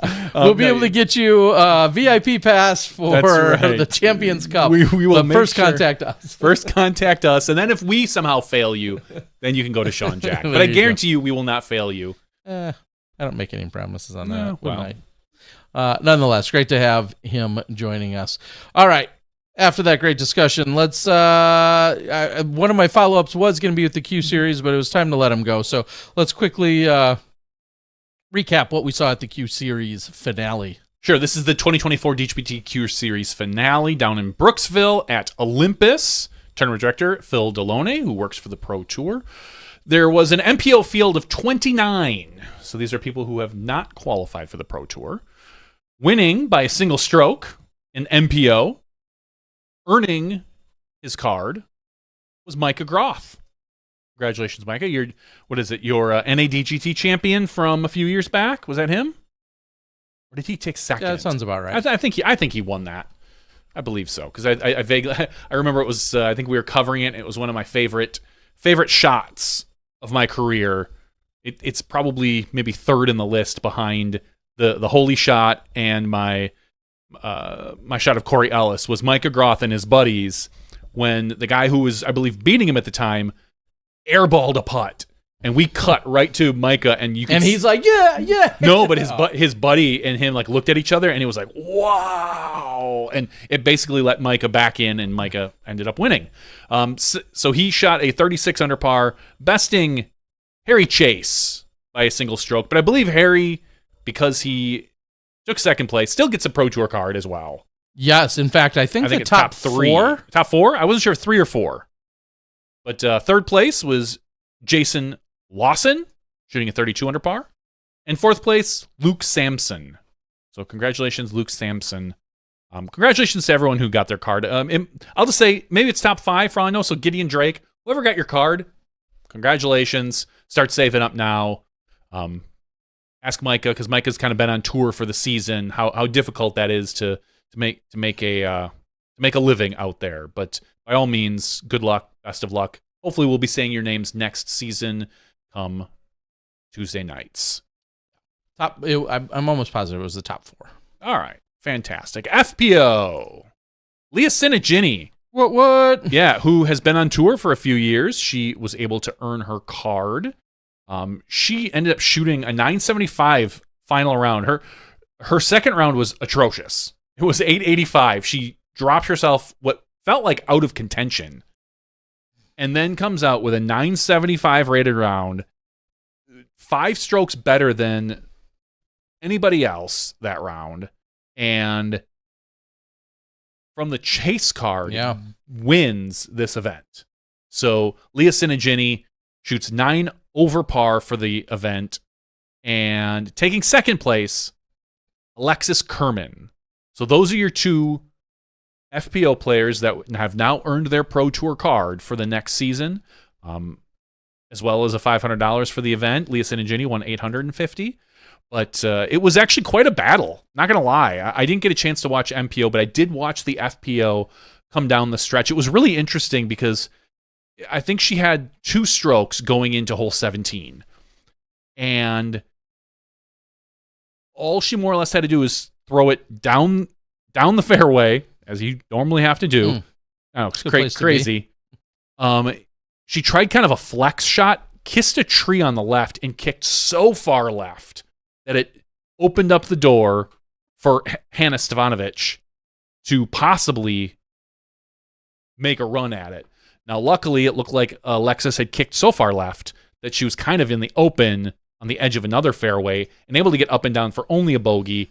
Hannah also ended up taking a bogey on that hole. So it kept us 2 strokes. And then we got to hole 18, which was maybe the strangest thing I've ever seen on a disc golf course. And that says a lot.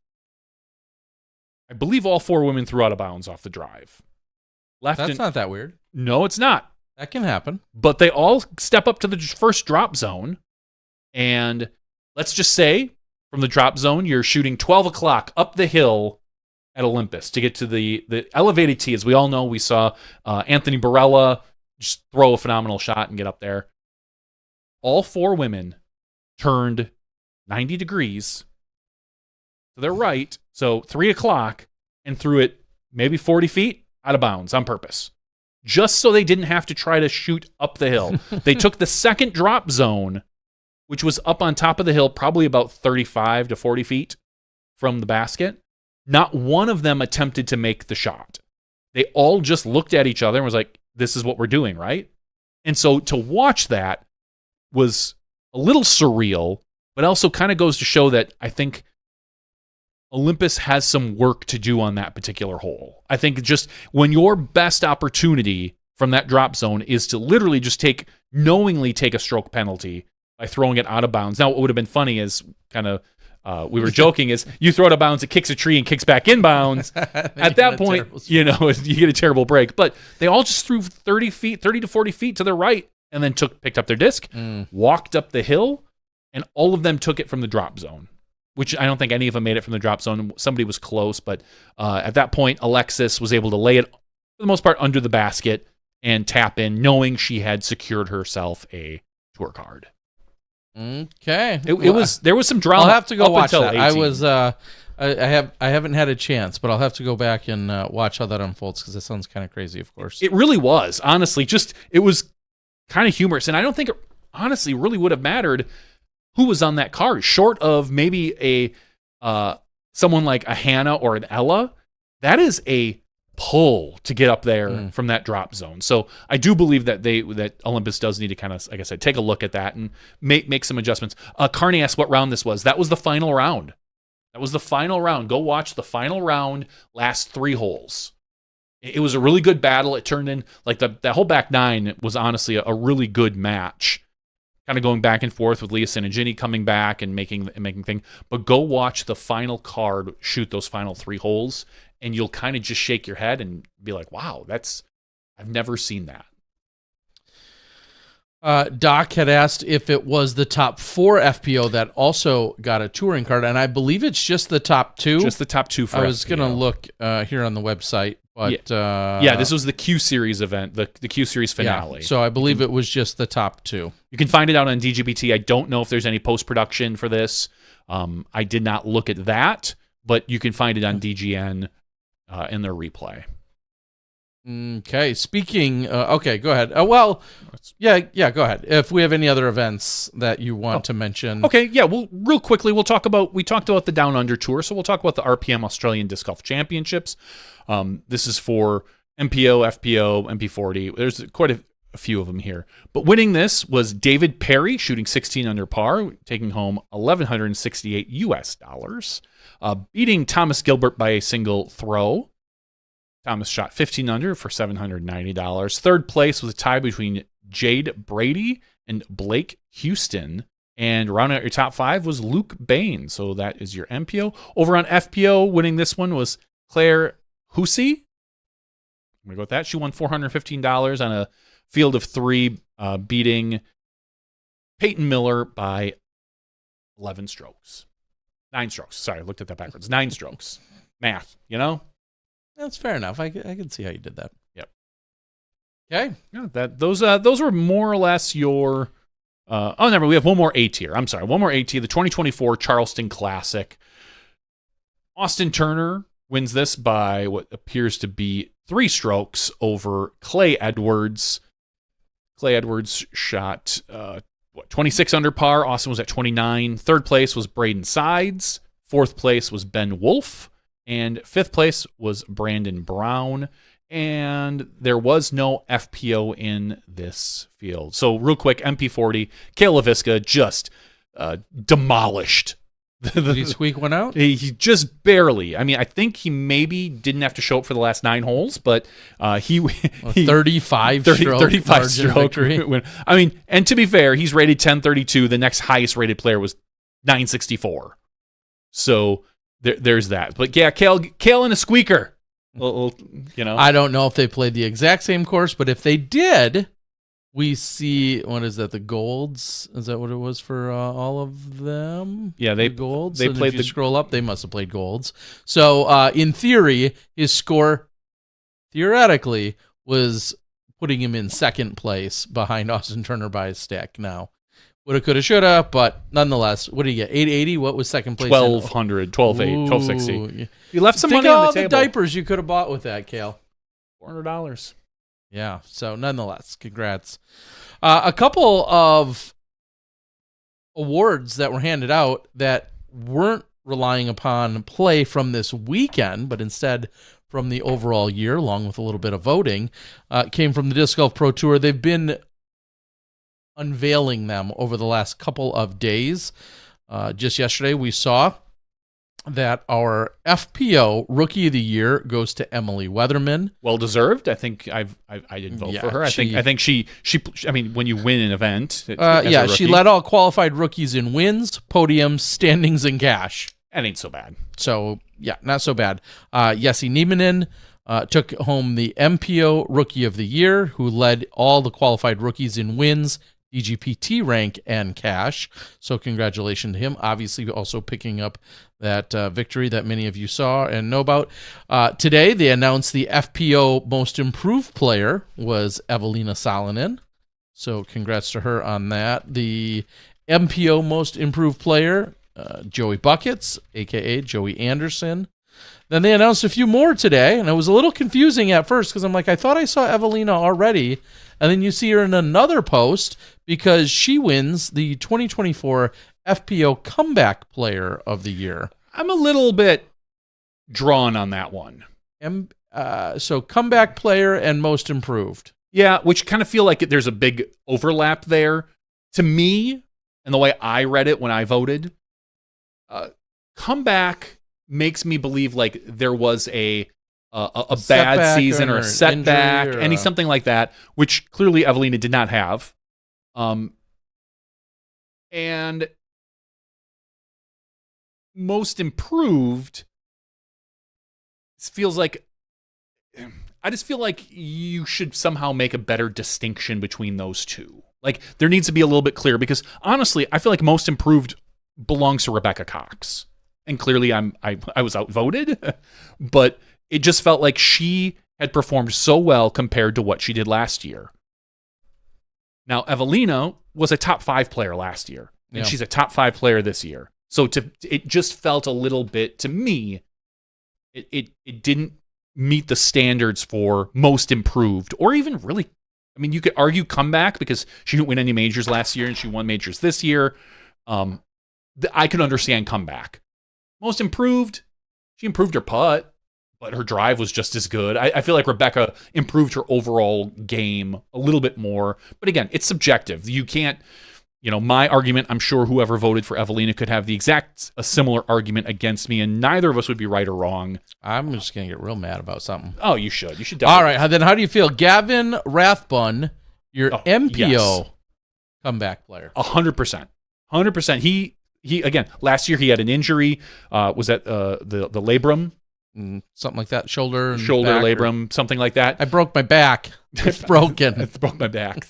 So I voted. Broken. I believe I voted for Gavin because that makes most sense. And he performed so well at the beginning of the season. I think he kind of faded off at the end a little bit, but ultimately had a really good start and showed that he is that young player that we all thought he was going to be. Well, congrats to them, and I know that we will, now that it's this late at night already on Tuesday, I'm assuming we'll see our final few awards be given out in the next day or two, and I just had them all up as to what's all left. I believe we have the funny thing is... Player of the Year. The Players of the Year, which I think are just going to be Ganon Buhr and Chris Tatar. I don't... Wait a minute. Yeah, I don't think there's much of an argument there. maybe you could make an argument for FPO. Anyone that didn't vote for Ganon should have their head checked. Okay. Somebody didn't. I'm sure somebody didn't. Probably Ganon. Or maybe Gavin. Maybe Gavin didn't. All right. Well, nonetheless, congrats to all of those players, and congrats also to our top finishers, like we just said, in Micah Groth, along with Leah Sinigini, for having a win of any kind, no matter how big or small the event may be. Getting a win at Olympus has to feel kind of cool, just knowing that is quickly... It's been an iconic piece of property within Florida disc golf, but now it's also continuing to just kind of build its own legacy and its own storyline. So, yeah, pretty cool to see. Mm-hmm. Also, I think I checked the calendar. We're going to see our Throwdown the Mountain be taking place next year.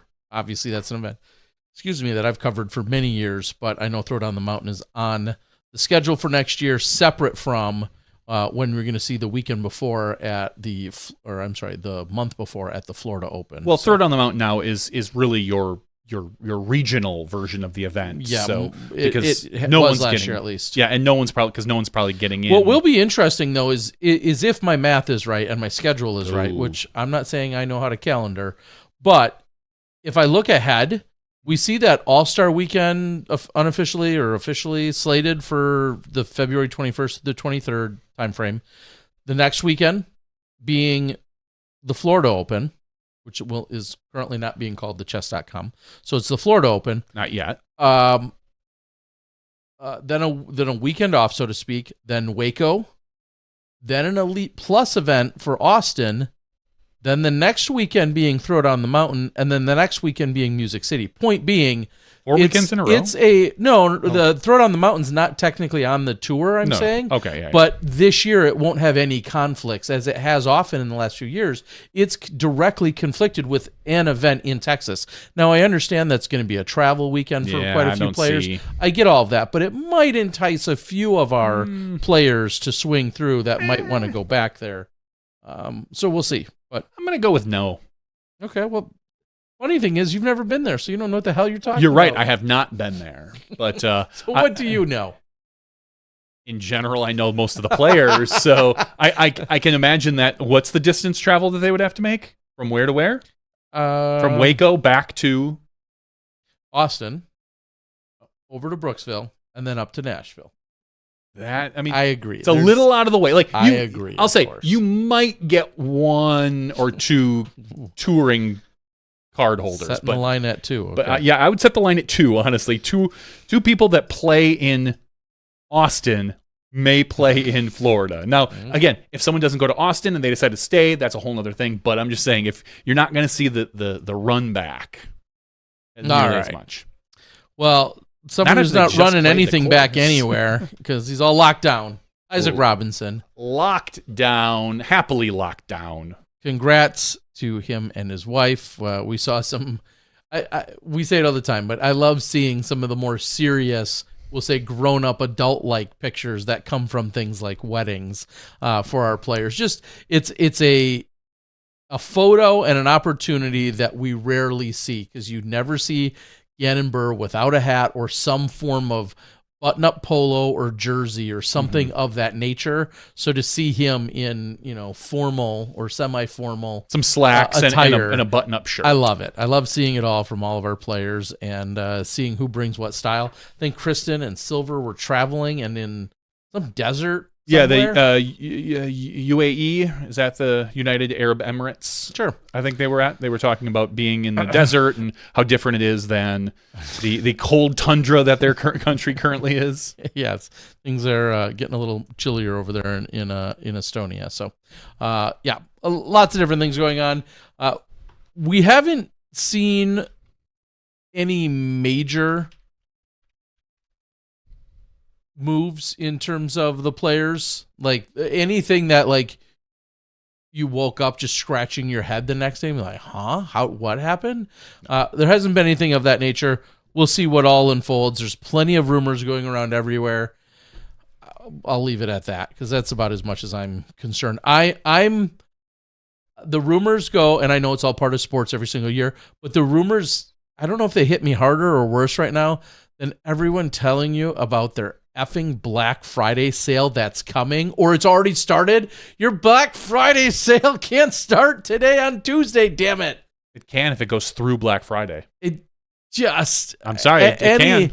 Any reason you can possibly like somehow sort of tie these together it's beyond me, but the hype that now is surrounding what will be Black Friday, that's even become exhausting, and I'm just getting older and grumpier. I know you don't have to roll your eyes at me. I know you worked Black Fridays at Best Buy with us, right?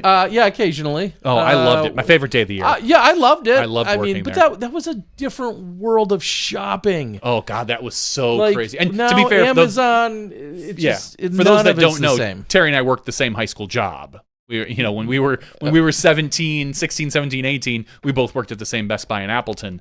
But I remember that day, it went so fast, and I loved to work a full 10 to 12 hour day because it didn't matter. Yeah, it just went by like that. It was just so quick, and just watching back then, obviously the cash registers, and you had people. They would move things around so that they could make the lines longer because it took so long on those Black Friday sales, and one of my favorite days of the year growing up, honestly, because I never bought a thing. Working and getting to chat with people, and you got to see all sorts of people, everything from the happiest holiday people to the people who knew they didn't want to be there. And you know what you did? You were just even friendlier to them, and they hated it. Yeah, Black Friday obviously wasn't too far-fetched from the number of times I also worked at Subway, and we had our BOGOs, our buy one, get one, which were the world's greatest deal apparently at the time, because you had lines all the way out the door, all the way around the entire building at one time or another. But yeah, that too went by in a blink of an eye when you'd have a BOGO sale for 5 hours, and it just felt like it was 20 minutes of working because it was just nonstop people. So love it. Capitalism at its finest. I love it all. Speaking of capitalism, this is a little bit of an exclusive. I was very blessed to work with our friend Dana Vessie. What a guy. Over there within the House of Disc. He had previously been pretty exclusive to the Discmania line. However, of course, as House of Disc ended up consuming Discmania as well, his role had expanded. Anyway, long story short, I had an offer that I couldn't refuse in terms of teaming up for this weekend's Cold Turkey, and so I showed one at the beginning of the show. I'm going to show it again, though. This is just, I didn't even get a chance to open all the boxes today, so I apologize. For our audio listeners, it is it looks, I'm going to say this, it looks like one of the Halo-style discs. No, an Orbit. I don't even know what Discmania calls it. I apologize. This is a DD3. It's absolutely beautiful. It is. It's very pretty with disc. A blue center and then a black rim to it. You're going to forget that here, I'm guessing. No. But I also have. This will also be available within the player pack. DD3. Is an FD1, C-Line FD1, and you see kind of a two-tone color to that one as well. Absolutely beautiful. So everyone this weekend that plays in my event will have their option of 6 different molds that they will get. They'll get to pull from one of 6 different molds within the Discmania line there. And so 6 different ones to choose from. Then what you don't have an option of getting, you're getting one of these. Because I liked it that much. This isn't a personal endorsement, but I really did like it. They don't pay me enough to say it's a personal endorsement. The Spore. Every player will get then a Disc Golf Guy mini stamped Spore. I give huge thanks and credit to Jason Wilder, who is had happened to just bring one along when we were in Uruguay. And this is like a throwing frisbee kind of. It's more of like a 1-speed. Yeah, it's like you think of a Watt or a Glitch, a Polecat, all along those lines, a Beetle, whatever. All those different kind of similar shapes. This 157 grams. These things fly Well, they feel good in the hand. Let me give the official review. They hold any line you put them on? But they fly great. They're a lot of fun, and I thought you may or may not ever take a chance on buying one of those. I don't know. But you're going to get one no matter what. So everybody's going to get a cold turkey stamp disc of their choice, one of 6 molds, and then every person, like it or not, you'll have your color choice of which spore you want to get. So I have those. I will have some extras because of my ordering. So if you need some of those, and our Smashies are going to get a chance at some of that. And then as a side note, I had to jump on the craze, and it's been around for a couple years, I realize, so I'm late to it, but also got some custom stamp Bergs done up.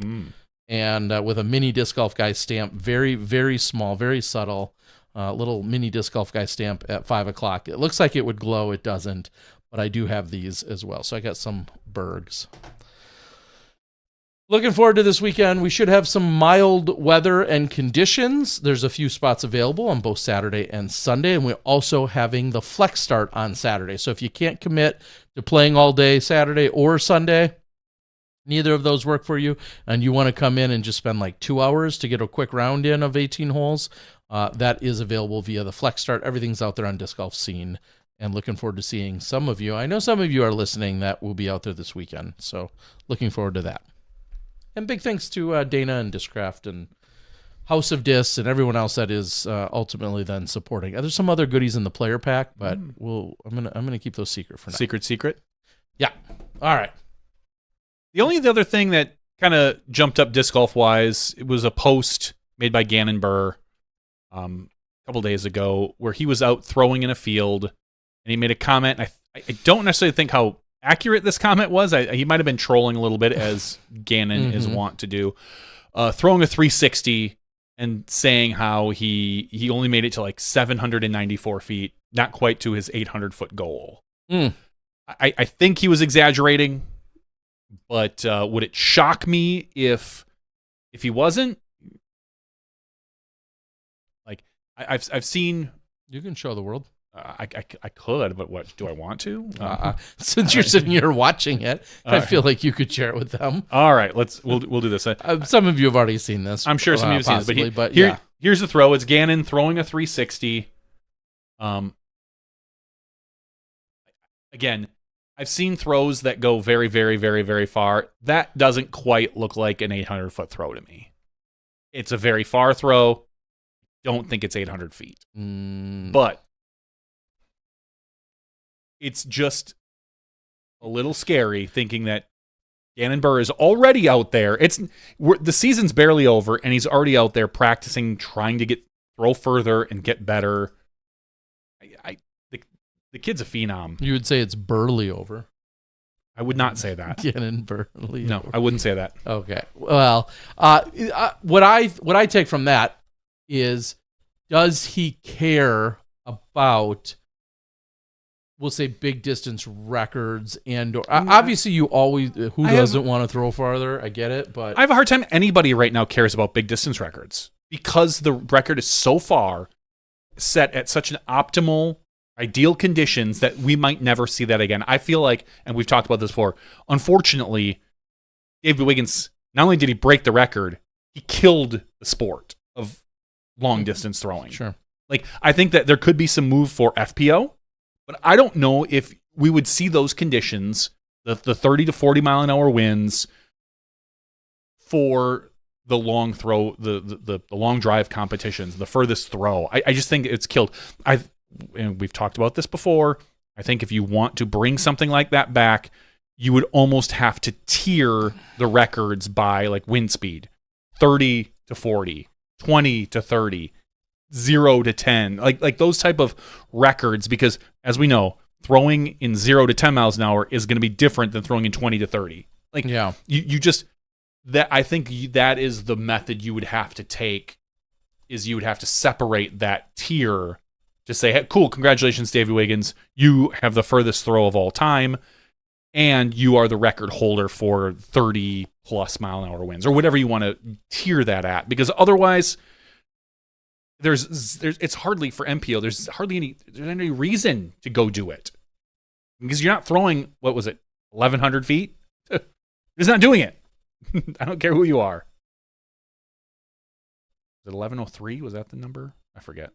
1100 billion and six. Yeah, good question.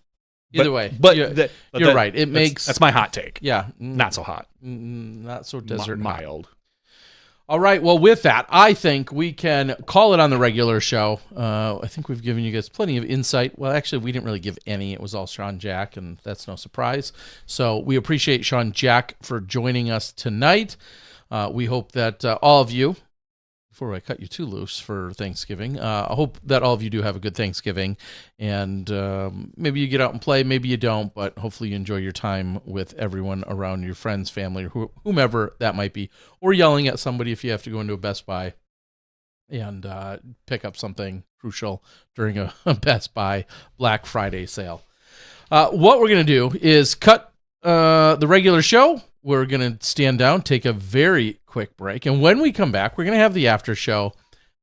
Johnny, for so long, I've talked about picking up strangers and giving them rides. Well, last week after the show, I just might have a story to share with you guys. I cannot wait. We all know I'm here and living to tell about it, but you guys may want to find out what happened or what didn't happen. That's an after show teaser. Riding in Strangers with Cars. Is that my new series?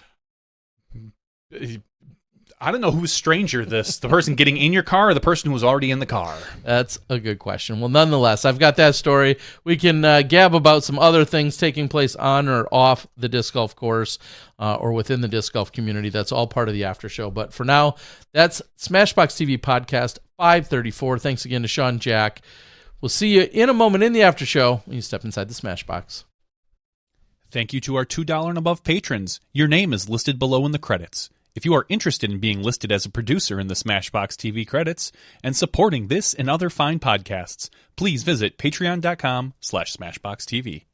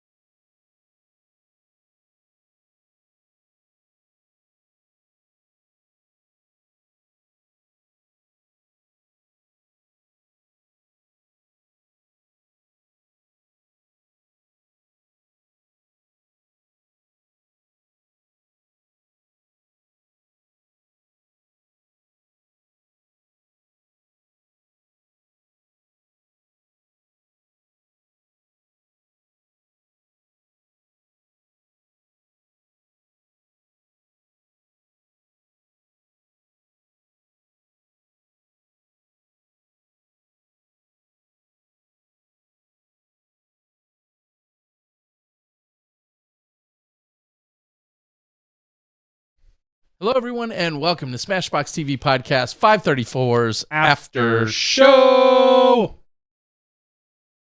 Here we are. It's the after show. It is. It's the after show.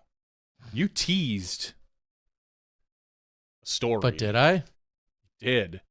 For those of you that maybe are listening to the audio podcast, if you're listening to the Patreon version of the audio podcast, first of all, you get no ads. No ads. Zero. Other than the cheesy ones that I force in there for my own stuff. Well, yeah, correct. Other than Terry's disc in a box ads and the ads for his tournaments, you don't get any real ads. Okay. If you're listening via, if you're not a paid member and you're listening via any other podcasting app, like Pocket Cast, which is my preferred favorite, sounds dirty. You're probably getting an ad or two in the podcast. So, and not only that, you probably had to wait till Friday to hear this. Friday. Yeah. So after Thanksgiving versus hearing it the very next night. Like we put this out as a podcast on Tuesday nights or Wednesday morning at worst, which, you know, when I say Wednesday morning, I'm talking like 12:02 a.m. Right after this podcast finishes, I upload it to Patreon. So if you're a Patreon supporter, thank you. Patreon.com/SmashBoxxTV. Ad-free. If you're not a Patreon supporter, I hope you're enjoying whatever ads get systematically put in there. Early access and then some. And now that I have a few extra goodies that are custom stamped, we've got some drawings that we'll be able to do. And you'll have even more choices. Let's put it that way. But all right. So I have said that I hate seeing. This is more so at your old place where you lived a little bit closer to the city of Milwaukee. And oftentimes I would leave your place and to venture back to my place. This is about 30 total minutes. My drive is still roughly the same, even to this day at your newer residence. However, really not any chance unless I go take a massive detour. Not really a chance for me to run into any bus stop people or people walking any kind of streets, just with the way your neighborhood is laid out. Except for last week. Really? First of all, big news here. The double diamond. Yeah. As it's called, intersection. The first one in Wisconsin? No, the third one in Wisconsin. There's one up in the Appleton area, and then there's one. Oh, that's right. Okay. There's one somewhere else in the state. Okay. So the third double diamond only. The first one in southeastern Wisconsin. Yes. Okay. Is happening just down the road. We'll fully dox you. Just down the road from Johnny's place. A mile from my house. And this is significant construction wise because it's been detouring me in some capacity for years. Basically 2 years they've been working on this. And what's crazy about it, it's so inconsistent as it was developing, this double diamond. You're going to have to look it up if you don't know what I'm talking about. It's just the way it's configured for a ramp. Johnny lives pretty close to I-43, pretty significant interstate that then cuts all along Lake Michigan up the left side or west side of Lake Michigan, but then cuts down into Milwaukee and then ultimately goes off into Illinois once it gets through Milwaukee. But anyway, I am just short of, you live, I don't know, a mile, half mile off this. I am coming to what is the largest intersection prior to this double diamond. And after leaving last week, I don't know if it was 11 midnight. I have no idea. And there's a gentleman, and it's chilly that day. It's windy, more windy. So the 30-some degrees is quite piercing. Doesn't feel good. And in the most bizarre spot where I would never expect somebody walking was a gentleman in the middle of the intersection of, is that Green Bay Road and Brown Deer Road? Port Washington Road? Port Washington, thank you. And he's pushing like a walker. You know, usually like a lot of older people have like tennis balls, that kind of walker, like a four-legged walker. Slightly older gentleman. And now if I thought he was out for his nightly walk, so to speak, I wouldn't have thought much of it. But the way he was carrying himself. Maybe a little struggle. Yeah, exactly. A little more laborious. Certainly not out for a gingerly stroll or out for any form of exercise in that sense. Moving along very, very slowly. And I wait at the intersection as I have a red light. But then when it's done, after I waited and I'm kind of watching him go through this, any other time of day, this is a very busy intersection. It's a large and very busy intersection. Sure. However, because it's midnight, it's not at that time, but he's still going through it. I'm like, where are you going? There's no businesses that are open that he would be otherwise going to. No, most of the businesses close about 7 o'clock over here. So I guess now that I think about it, I illegally turn. There's still a lot of construction, so I could use that as an excuse. Sure. So I illegally turn and kind of go down the wrong way for all of a few feet to kind of address where he is, and I pull into up next to him, and I just roll down my window and I say, "Are you all right?" And he's a little confused, a little dazed and confused, and not drunk, not seemingly drunk. Okay. But definitely confused. And then at this point, I'm noticing he's wearing pants and a coat, but and shoes, but no, it doesn't have any socks on. And I'm thinking, like, it's cold out. It's especially again with this wind. So he says something or other about, I don't know if I'm all right or something. He wasn't totally coherent. And then immediately I'm thinking, well, this guy seems either homeless and or lost, which isn't, again, a place that you would typically place him if he is in fact homeless. Just you wouldn't be in this area. Yeah, this area is not necessarily known for homeless. There's that'd be further south in Milwaukee usually. Yeah. Usually. So I pull it. Then I ultimately pull into this driveway. With a little hesitation, I get out and I walk up to him and I just say, "Hey, are you okay? Where are you going?" He's like, I don't really know, and something or other, and now it's been a week, so I don't remember everything he said, but there wasn't a lot of coherence. If you don't know there. where you're going, how do you know when you get there? Well, kind of, and I'm thinking, like, this is not a night to be out wandering around. I mean, thankfully it wasn't snowing or anything yet, but it's not nice out. And he eventually tells me his name is Phil. I extend my hand, I reach out and I shake his hand, and his hands are freezing. He doesn't have gloves on. His hands are freezing. And I say, can I take you somewhere? Are you all right? Do you need to go somewhere?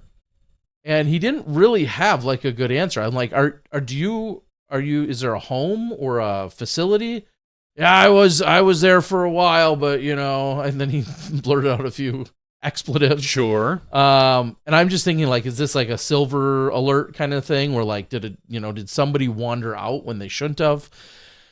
But he wasn't giving me any kind of place or name or anything. And I'm like, is there somewhere I can take you, something we can do? And he says, well, I could probably go to the hospital. And I said, all right, I'll take you to the hospital. Which hospital? Exactly. Because there's an emergency room. If you follow Port Washington North, there's an emergency room close to Mequon. It's funny because I drove by it yesterday.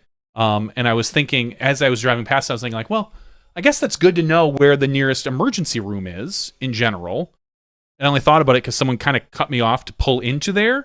And I was like, well, if they cut me off, maybe they're in a hurry. But, and I was thinking, oh, that's probably the closest hospital to my house. Yeah, which selfishly, as I did Google it, it's also the opposite direction that I can go west and I can go south. Going north, there's no east because there's a lake. And going north is the one opposite way that I'd like to be going. I would have. It's all of 8 minutes, but yeah, that's but then at that point I'm thinking, all right, well let's go south instead. Sure. So because I couldn't get on the damn highway at the time, the interstate, we have to take kind of the long way to get down there. And anyway, so I help Phil, and I'm nervous. I'm definitely nervous in the sense that he's a little bit older. He's definitely cold and not very mobile, but is there any chance this is any kind of an act or any kind of deception intentionally? You're sizing him up, like, can I take this guy? Yeah. So I grab his walker. I have to hold on to him with one arm to hold him up, and I put his walker in my back seat of my car. I put him in the front seat, and we start driving. We just started driving on Port Washington Road South, all the way down to where you and I went to college, in that general vicinity where there's is that a St. Mary or whatever that is? Oh, so you're whatever that is. Almost down to downtown. Not quite to downtown, but on to, was that Downer? Not Downer. Yeah. Downer and North. Yeah, Downer and that North. hospital. So south of UW Milwaukee. So that's a good 30-minute drive. It was probably 25. 22, 25. Yeah. And I'm asking him a million questions in a polite way. He's a little disgruntled.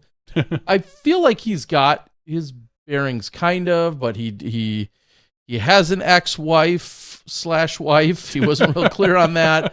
She wasn't available. He didn't have a phone. I couldn't take him to her. I kept asking about this facility, and he said he was there, but he doesn't belong there, doesn't need to be there. His name is Phil. And then I do feel bad. He asked something about how old do I think he is, and I'm like, no. I don't know, like maybe 65. And he tells me that he's turning 58 next month.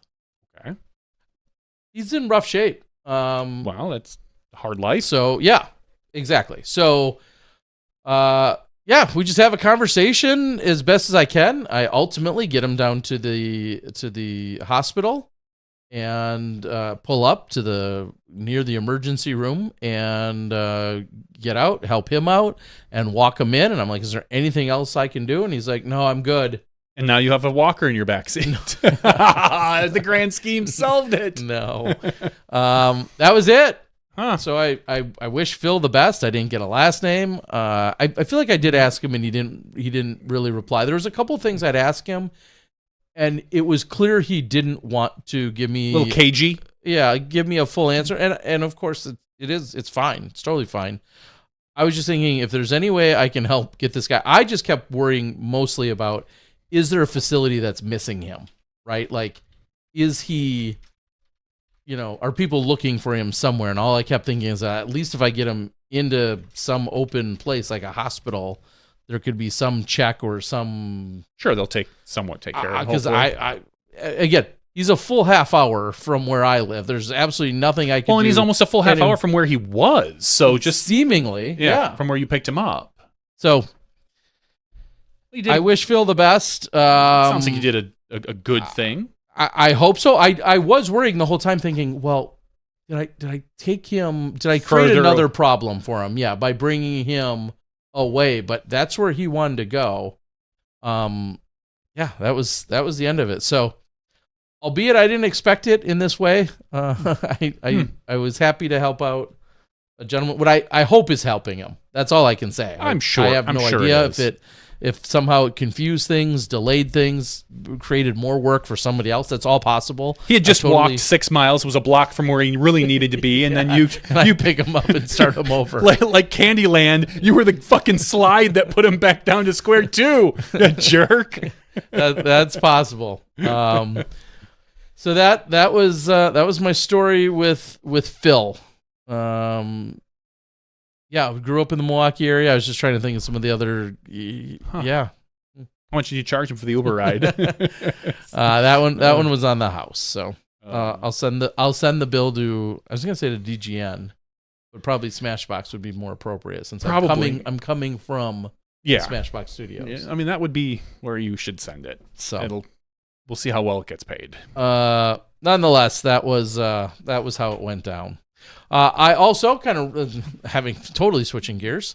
It was in a very absolute last second random thought. Go to putting league last night. Had really no intention. I almost went. You should have. At Ope Brewing. Ope, yes. Coincidentally, they were featured on our local news the weekend before, or the week before. Which is what made me think of it. I saw some. And I didn't have any plans on going. My youngest daughter, Mackenzie, was going to go to tumbling. I was fully expecting to take her to tumbling and then bring her back, all of which is nowhere near this brewery. And it has a very short time span, blah, blah, blah, Tumbling blah. is what Terry considers just pushing his kids down the stairs, yes. Just so you know. But her plans got canceled because one of her friends wasn't able to go, who she normally goes with. And I would just, at that moment, was like, oh, I don't know, you want to go to, I think, putting leagues tonight. You want to go? And she's like, meh. Not really. I don't know. I don't know why a 14-year-old girl would be kind of like, well, I want to hang out with a bunch of like 30 to 50-year-old men. Probably not. Well, they're all drinking beer. Yeah. But anyway, she ended up coming along. We all had a good time. Got to see Paul and Dustin, who along with a number of other disc golfers. Got to check in with a bunch of people. Really good time. And Ope does a phenomenal job at their putting league. And it was actually a down night. They probably only had 50 or 60. And I feel like on their busy nights, they're having 70, 80 because people coming through there. I work probably about 4 miles from Ope downtown. And that's why I had thought, I mean, I didn't have any putters or anything in my car with me. So I kind of, once I decided, it would be the option of going 4 miles right to Ope from my office or driving all the way home, turning around, doubling back, which to me didn't make any sense. And so that's why I ended up not going. But I was thinking like, oh, I should just keep like a handful of putters in my car in case on a Monday night I want to wander over there. Lately, Monday nights have been workout nights, but I'd have no problem just instead going to Ope instead of hitting the gym. Well, coincidentally, I had that same problem because then I became in a hurry knowing that a couple of our friends were going to be there, and I wanted to have that group to play with. So I was like, I don't have time to stop. As dumb as this is about to sound, everyone, I didn't have putters available. So I grabbed the one putter I had that I had taken to Guatemala. Sure. And then there were two old comments in my trunk that were just sitting there. I didn't have any other putters, and I didn't want to stop at my storage, and I didn't want to go hunt down in my other storage for new ones. I do feel like, I just grabbed. It crossed my mind. I felt like, well, if I go, I could just borrow someone's putters. They would have no problem. Like someone would help me out with like 3 to 5 putters, whatever I need for that particular putting. I don't know the putting league style that they do. But any putters of any kind would work.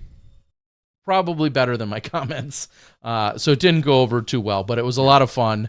They've got a food cart. They've got a bunch of different beverages on tap. It's a dog-friendly bar, so plenty of dogs, some beautiful dogs in there. So never bring my daughter. Okay, good. Yeah, that's probably a good call.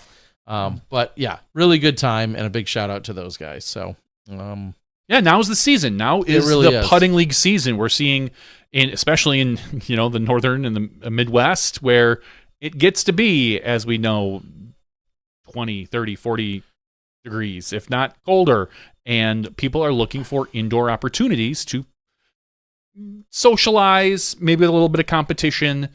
Yeah, I think that's good. What style does Ope do for their putting competitions? Is it just stations? Yeah, so there's 5 different stations.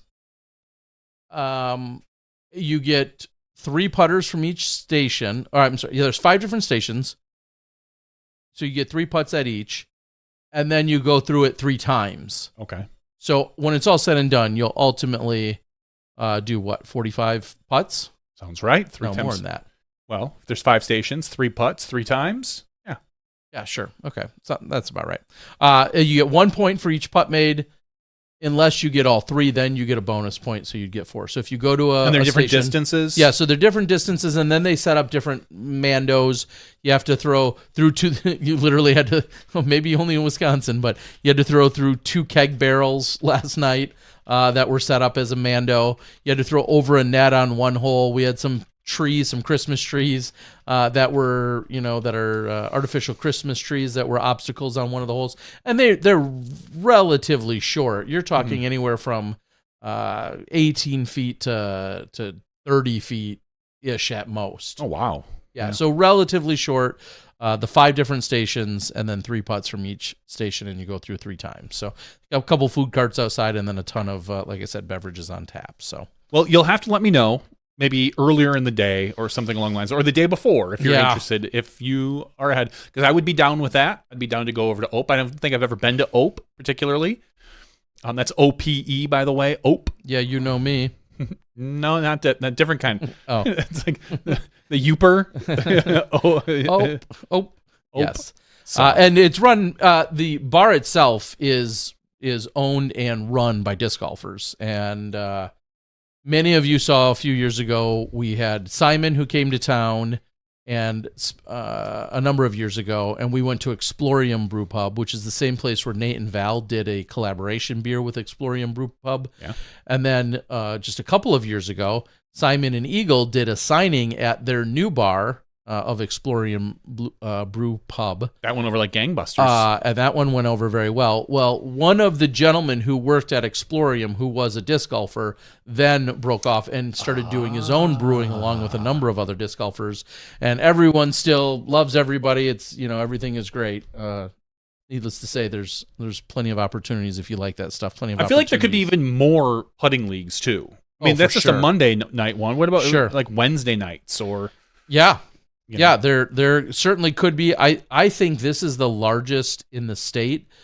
It's just such a fun setting. Okay. Not just because it's a bar, but knowing it's, by disc golfers. Obviously, they have a lot of good beverages. They also have a food cart or 2 outside. I think it's in a great location. This happens to be. But you're right. I think if you find the right venue and you have enough access to things, I think there could be 1 or 2 more really successful ones here as well. So. Yeah, because I did one at Broken Bat, which is literally across the street from my house a couple of years ago. Work. Or, yeah, for my work, not my house, sorry. Yeah. Yeah, they did that a few years ago as well. Different set of people, but you're right. Similarly, it could be very successful if done. So that's something I'd like to hear from you guys. Is there putting leagues where you guys are going to? I know these have been happening for a few years. They obviously were amplified during COVID, but I was in Charlotte way back when, and they were having 60, 80, 100 people showing up for putting leagues during some of the fall and winter months, and it's just such a perfect fit. So how did you score at putting? Honestly, I didn't even. I know I didn't score well enough to ask what my score was. Okay. I got really frustrated because every putt was very makeable, and you weren't making, and them. I wasn't making which them. Is tougher with comets. I understand, and it was a little bit tougher throwing comets. As much as I enjoy throwing them, it was a little difficult to putt with them. So I was probably more frustrated than normal. I should have pretty low expectations considering I play once every 6 to 8 weeks. However, it was really frustrating because every putt is very makeable last night. There was one basket that's kind of a marksman style. It's hard to get mad at missing those. No, those are tough. They are tough. Yeah, I know that conversation always comes up about putting our top pros on them. Purely from a curiosity perspective, it would be interesting to watch an entire tournament, even just round, played on those marksmans. It would definitely be interesting. I do think, grand scheme of things, I've always said that I think if you had a basket like that, the basket itself needs to be bigger. You'd have to have a bigger basket and the same style chains if that's the way you were going to go, just because it feels like so many times you hit high, you hit the chains, what you feel like is pretty good, but somehow it still manages to bounce out. I think having a slightly bigger basket for that style would be better, but I'd still love to see a tournament run on some sort of marksman just to look at the results. Yeah, it's just exactly purely as like a test case. Speaking of test cases, last week after coming back from some work on a course, stopped by a local Woodman's, which again, if you're from the Midwest, you may be familiar with. That is a very large grocery store chain that's also employee owned and have a lot of kind of unique brands. Well, one thing I've wildly undervalued is apparently their beverage department, adult beverage department. Sure. Tim, this goes out to you. You're listening, and maybe you have some kind of magic hookup. But I need to be, I'm going to be reaching out to Hoof-Hearted Brewing. They're in Ohio. They have 2 locations, and I don't normally give beer reviews here, but Fitness Freak, as it's called, which seems way too ironic for me, not being fit at all. Fitness Freak is an imperial stout with coffee, vanilla, and maple syrup added, 14% ABV. It's damn good. It is so good. In fact, I want to leave right now and go home and have one because it's that good. I'm really glad that I never drank beer. Why? I just feel like it is so not good for you.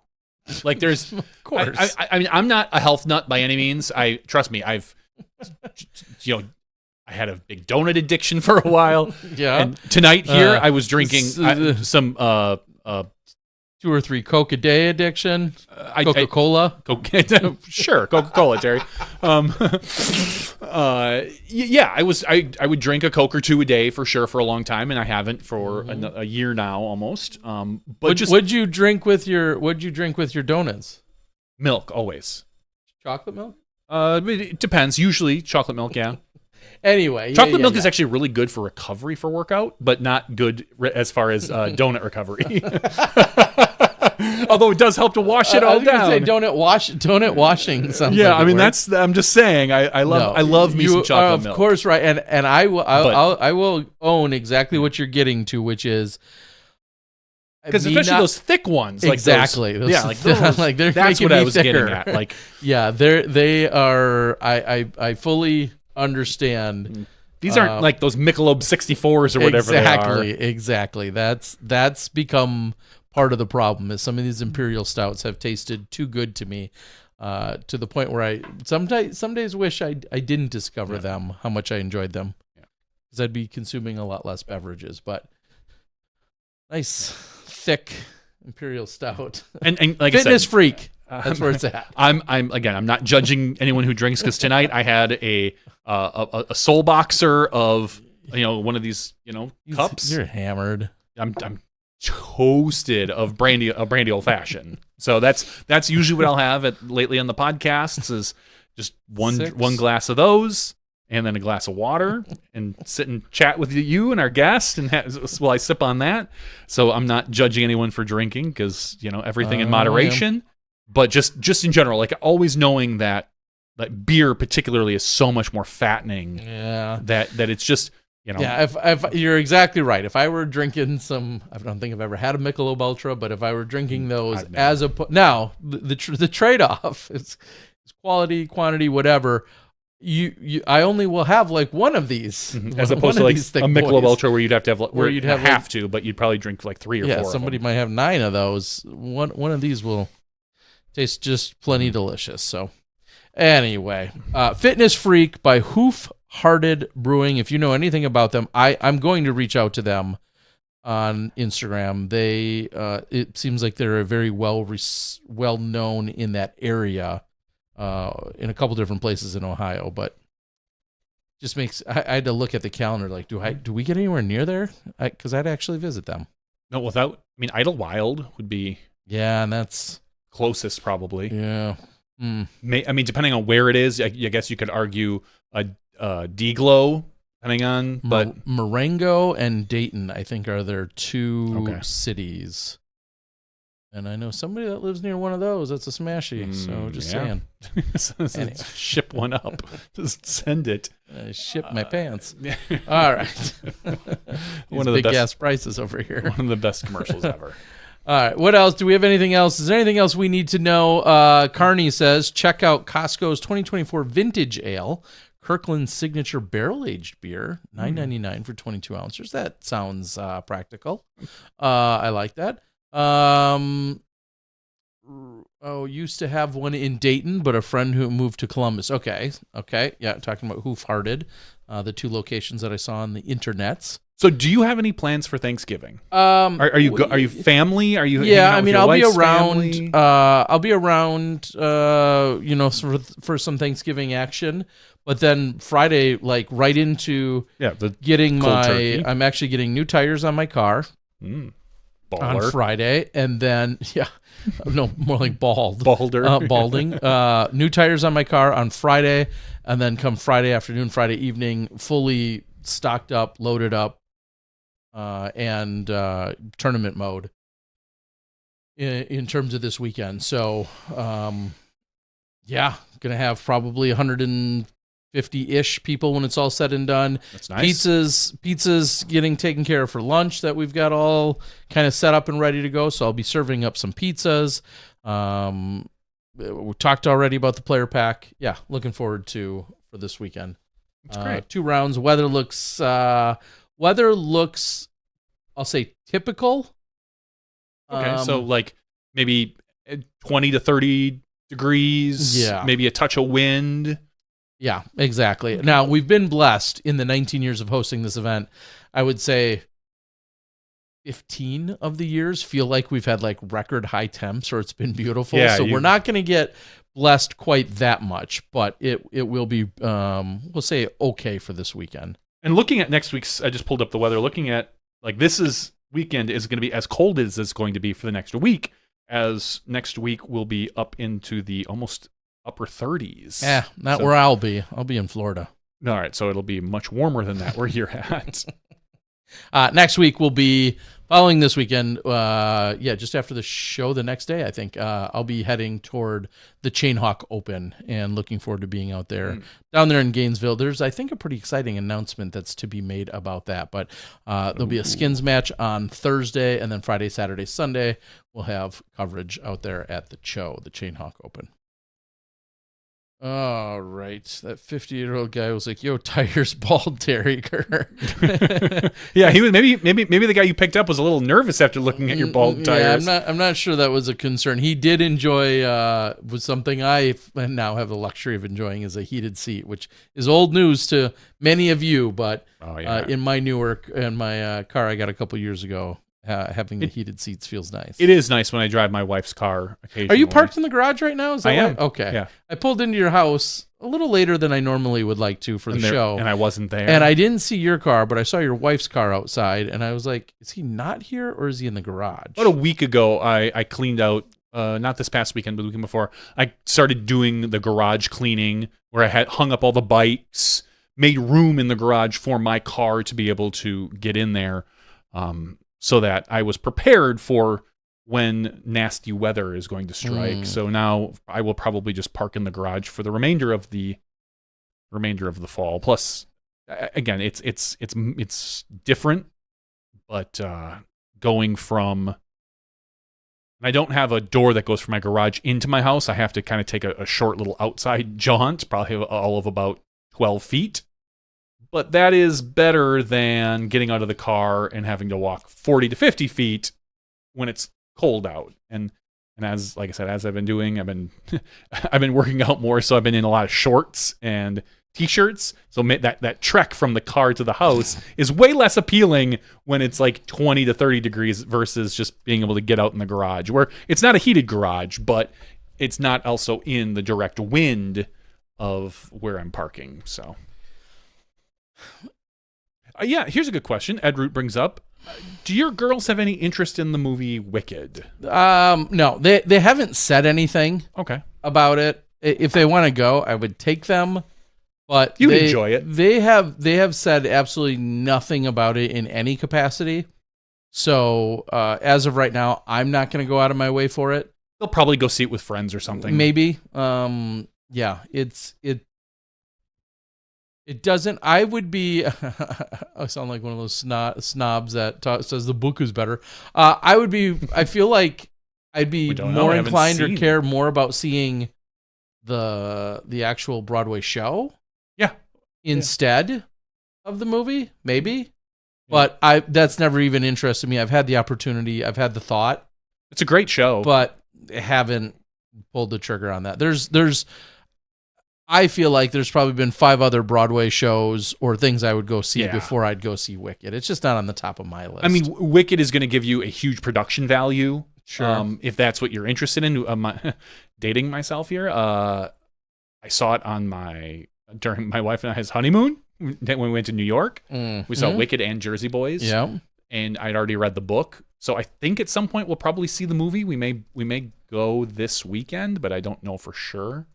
Because Sunday, my daughter's birthday is coming up. She'll be 13 here on December 2nd. So we're going to the orchestra on Sunday, where they're doing a Muppet Christmas Carol. Sweet. So we're going to see the Muppet Christmas Carol. I think they're even going to play some of the movie while they do the orchestra accompanies. So we're doing that Sunday, and then Monday the kids have off of school, which happens to be my daughter's birthday on December 2nd. Which they're going to go see Moana, her, and I think we invited like 10 or 15 of her classmates that are all going. I will not be going because I'm going to go to work on Monday, but they're all going to go to see a movie. So I don't think we're going to see Wicked anytime soon. Your kids have off school Monday. Do they have off tomorrow? They do have off tomorrow, yeah. Okay. Tomorrow through Monday. And I don't know why they have off Monday particularly, but they do. So I don't know if it's some parent-teacher thing. I don't know if it's something local. Those teachers always whining. Is there a Jewish holiday on Monday? Because I don't know. We get off on a lot of Jewish holidays because of the neighborhood. Yeah, so I don't know. I don't know.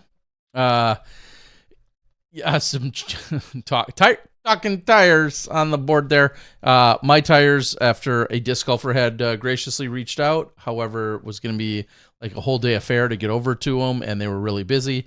So ultimately, I'm going someplace much closer. And it's still going to be over like $900 for them installed, which, again, it just feels painful from whenever was the last time I bought tires. So, but that's what it's going to be when it's all said and done. Yeah. And the Sexton Firebirds, I did open the box tonight. It arrived last week. Oh, I'd ordered dropped 10-year. more? Yeah, there's been 2 drops that I know of 10-year heard Sexton anything of it. Firebirds. Yeah, they released a 10th anniversary, which I don't know if anyone knew was coming. Obviously, Nate probably knew that it was in the works, but didn't necessarily know of the details. But yeah, they kind of randomly dropped 10-year Sextons, a few weeks ago. I bought some. Then there was a lot of chatter. Will there be more? Will there be more? Of course there was more. They had another drop. I tried to buy some more, but I missed it by, I think, literally just moments. So I am just relying on the first set that I got. I finally opened the actual box today. I did a very quick scan through them. Nothing like blew me away or was crazy, even though I didn't get all the way to the bottom yet. But it'll be interesting to see what the market is like on those. As we all know, the Sexton Firebird market has massively expanded in terms of the overall quantity made, and it just feels as if the demand and therefore the pricing is significantly lower. You could always get rid of them probably for what you bought it for, but I think unless you have a couple of the very early ones, there's just not a huge market for anything past like the second year. No, I was gonna say since like 2020-ish. That year might have been the year where they just, I feel like, made 10,000 more than, or 100,000 more, whatever the number is. I don't know. I'm just making up stuff. It just feels like that's when I don't want to say bloated, because you want to just keep making them, and it's not about the collectors if they sell or the scalping. Yeah. It's about making discs that people want to get in their hands to support Nate, and I'm all about that. But from a collector perspective, yes, it feels like they kind of took a nosedive come around 2020-ish. I could be wrong on that. Which is funny because that is the time like other collectibles really shot up. Yeah, but they just made so many. I know. Year. It's just the dichotomy of having a lot of other brands. Because I remember Discmania discs were going crazy for a while because you couldn't get certain ones, and that was the whole COVID, just to have those explode. And now even those, like right now, I couldn't even tell you, other than like generic MVP stuff, what is like a hot collector disc? Has there been a drop that has the new disc golf guy stamped? Well, Berg. It's true. Other than that is a rare stamp. It is actually and a rare disc. But have we seen a collector disc in the last 2 to 3 years? I mean, there's clearly stuff. It's like everything. There's clearly stuff that when it first comes out, some of these Sextons, these 10-year Sextons, I feel like were very good money. I mean, people were getting over $100 for them, and that is going to quickly cool off because we saw so many more come about until we realize they're not making any more. If they don't make it an absurd amount that absolutely just floods the market with them. I don't see them doing for the 10-year, but maybe. You never know. Yeah, who knows? So, there's been plenty of discs that have come and gone in terms of their overall pricing. There's markets out there. It's just funny how they're shifting. They're shifting that some of the Bergs that I got from a couple years ago at a USDGC, I feel like are very sought after and very valuable. The ones that we got together, those? Yeah. Some of those, I feel like. Now, I'm not saying you're getting $300 a piece for them. I'm just saying. No, I want $300. These small runs, these really unique things, especially when you have fanatics of a particular brand, like Castoplast has really proven to be. It's pretty interesting to see for sure. All right, we've got Ace Run. No way, Ace Run Productions is on the board. Yep, they're heading down to Florida. Yeah, you are. What are you doing? South Florida Open? Or are you just trying to beat me down there to get to the Chain Hawk? I don't know. You're probably doing something this weekend, so let me know. No tires on a hovercraft, they're saying. There's your savings. Foundation was talking about that, said Ganon's Eagle is the new Firebird. Ganon's Eagle, okay. They sell enough to still keep tires on Nate's car. Yeah, Nate doesn't have any problems with tires on his car. I bet you his tires are really expensive on those Rivians. Yes, I would bet just that. E-Tire, Walmart having Black Friday deals on tires. Dang it! Don't get me mad now. Ace Run says in New Jersey, currently Florida next week. Wow. Where? Okay, yeah. Next week for Cho. We'll see you down there. That'll be fun. Cho, man. All right. Patreon.com/SmashBoxxTV. We're going to do our giveaway. I already did the spiel earlier in the show about no commercials and getting yourself in the drawing, all that good stuff. So we're going to go nice and fast here, and we're just going to draw a number, Terry. Terry, we have 119 people eligible for our giveaway tonight. I've ordered them by first name. Actually, I'm going to order them by first name in reverse order. What? Yeah. So no, there's not a button for that on there is on Google Sheets.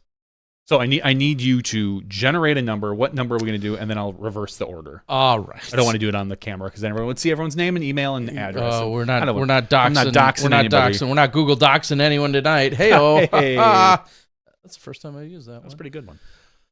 Let's because you're not going to draw the number this week No, again. You're not probably going to hit the not. number. Well, I don't even want to try because if I did get it right, then people would really think that's crazy.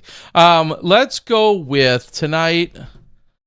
I'm just going to say the fourth number. The fourth number. A good reason why. All right. The first number is 50. Second number is 6. Third number is 25. And the fourth and final number is 73. 18. I feel relieved. I'm glad I didn't guess the number. 18. So I'm going to sort the sheet by Z to A. We're going to go up to the top here. We're going to do 18, which is Steven Smits in the S's. Steven Smits. Congratulations, local. Steven. Oh, is he? Yeah, Very he is. local to us. Yeah, in Thank you, the Steven. Tosa area. Congratulations, Steven. Maybe we'll see you at a putting league at some point. Yeah, you could buy us a beer. There you go. That'd be nice. Or we'd buy you one. Buy each other a drink. Here's what I'll say as well. 2 or 3 emails have come in the last week, both of very great length, and I apologize to all 2 or 3 of them that came in.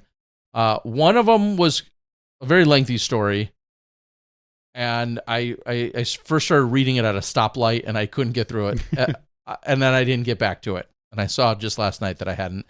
Another one was also a very lengthy story that I think I got through most of it. I owe a couple people, and I'm saying this because I know both of you, at least 2 of you, of which I'm speaking of, I know are active, regular listeners. So I appreciate it. I don't want you to think I'm ignoring you or haven't gotten back. Well, I haven't gotten back to you, but I'm not ignoring you, and I will. So were any of them my fault? No, both of them were, other tangent, random stories, good, bad, indifferent, whatever, or things going on. But no, none of them your fault. Okay, good. The funniest thing I did get today was a message came in and it said, "Hey, I'm thinking about signing up for the tournament this weekend that I'm running, and not sure where to sign up." And I replied. It just happened to be right there when I was in the middle doing something. So I replied right away and just said, "Hey," he said he didn't have a PDJ number, and I said, "Hey, have you played here at this course before? How long you've been playing? What do you normally shoot?" Like I don't know the gentleman at all. And so I'm just trying to get like some baseline questions. Thinking about next year's rules, I can place them wherever the F I want. No, I'm just kidding. No, but that just baseline questions of like roughly what's his skill level so I could suggest something. 9 times out of 10, I'm going to say probably MA4 or MA3 or maybe even MA2. If you've never played in a tournament, I don't see you at a league or have any knowledge of you, and it's a trophy-only event, MA3 or 4 probably sounds like a good start. Because even if you smoked everyone by 100, you win no more than the guy that you beat, in second. Anyway, so he says all of this, and I said, "What's your skill level in that sense?" After I sent that very prompt and courteous response, I scroll up. This gentleman wrote me in 2016. It went unanswered because it had gone into my spam folder, just like it did today on Facebook Messenger. So you're responding to a 2016 email? No. Okay. I'm responding because he wrote me today, but he had also wrote me back in 2016. I never saw it.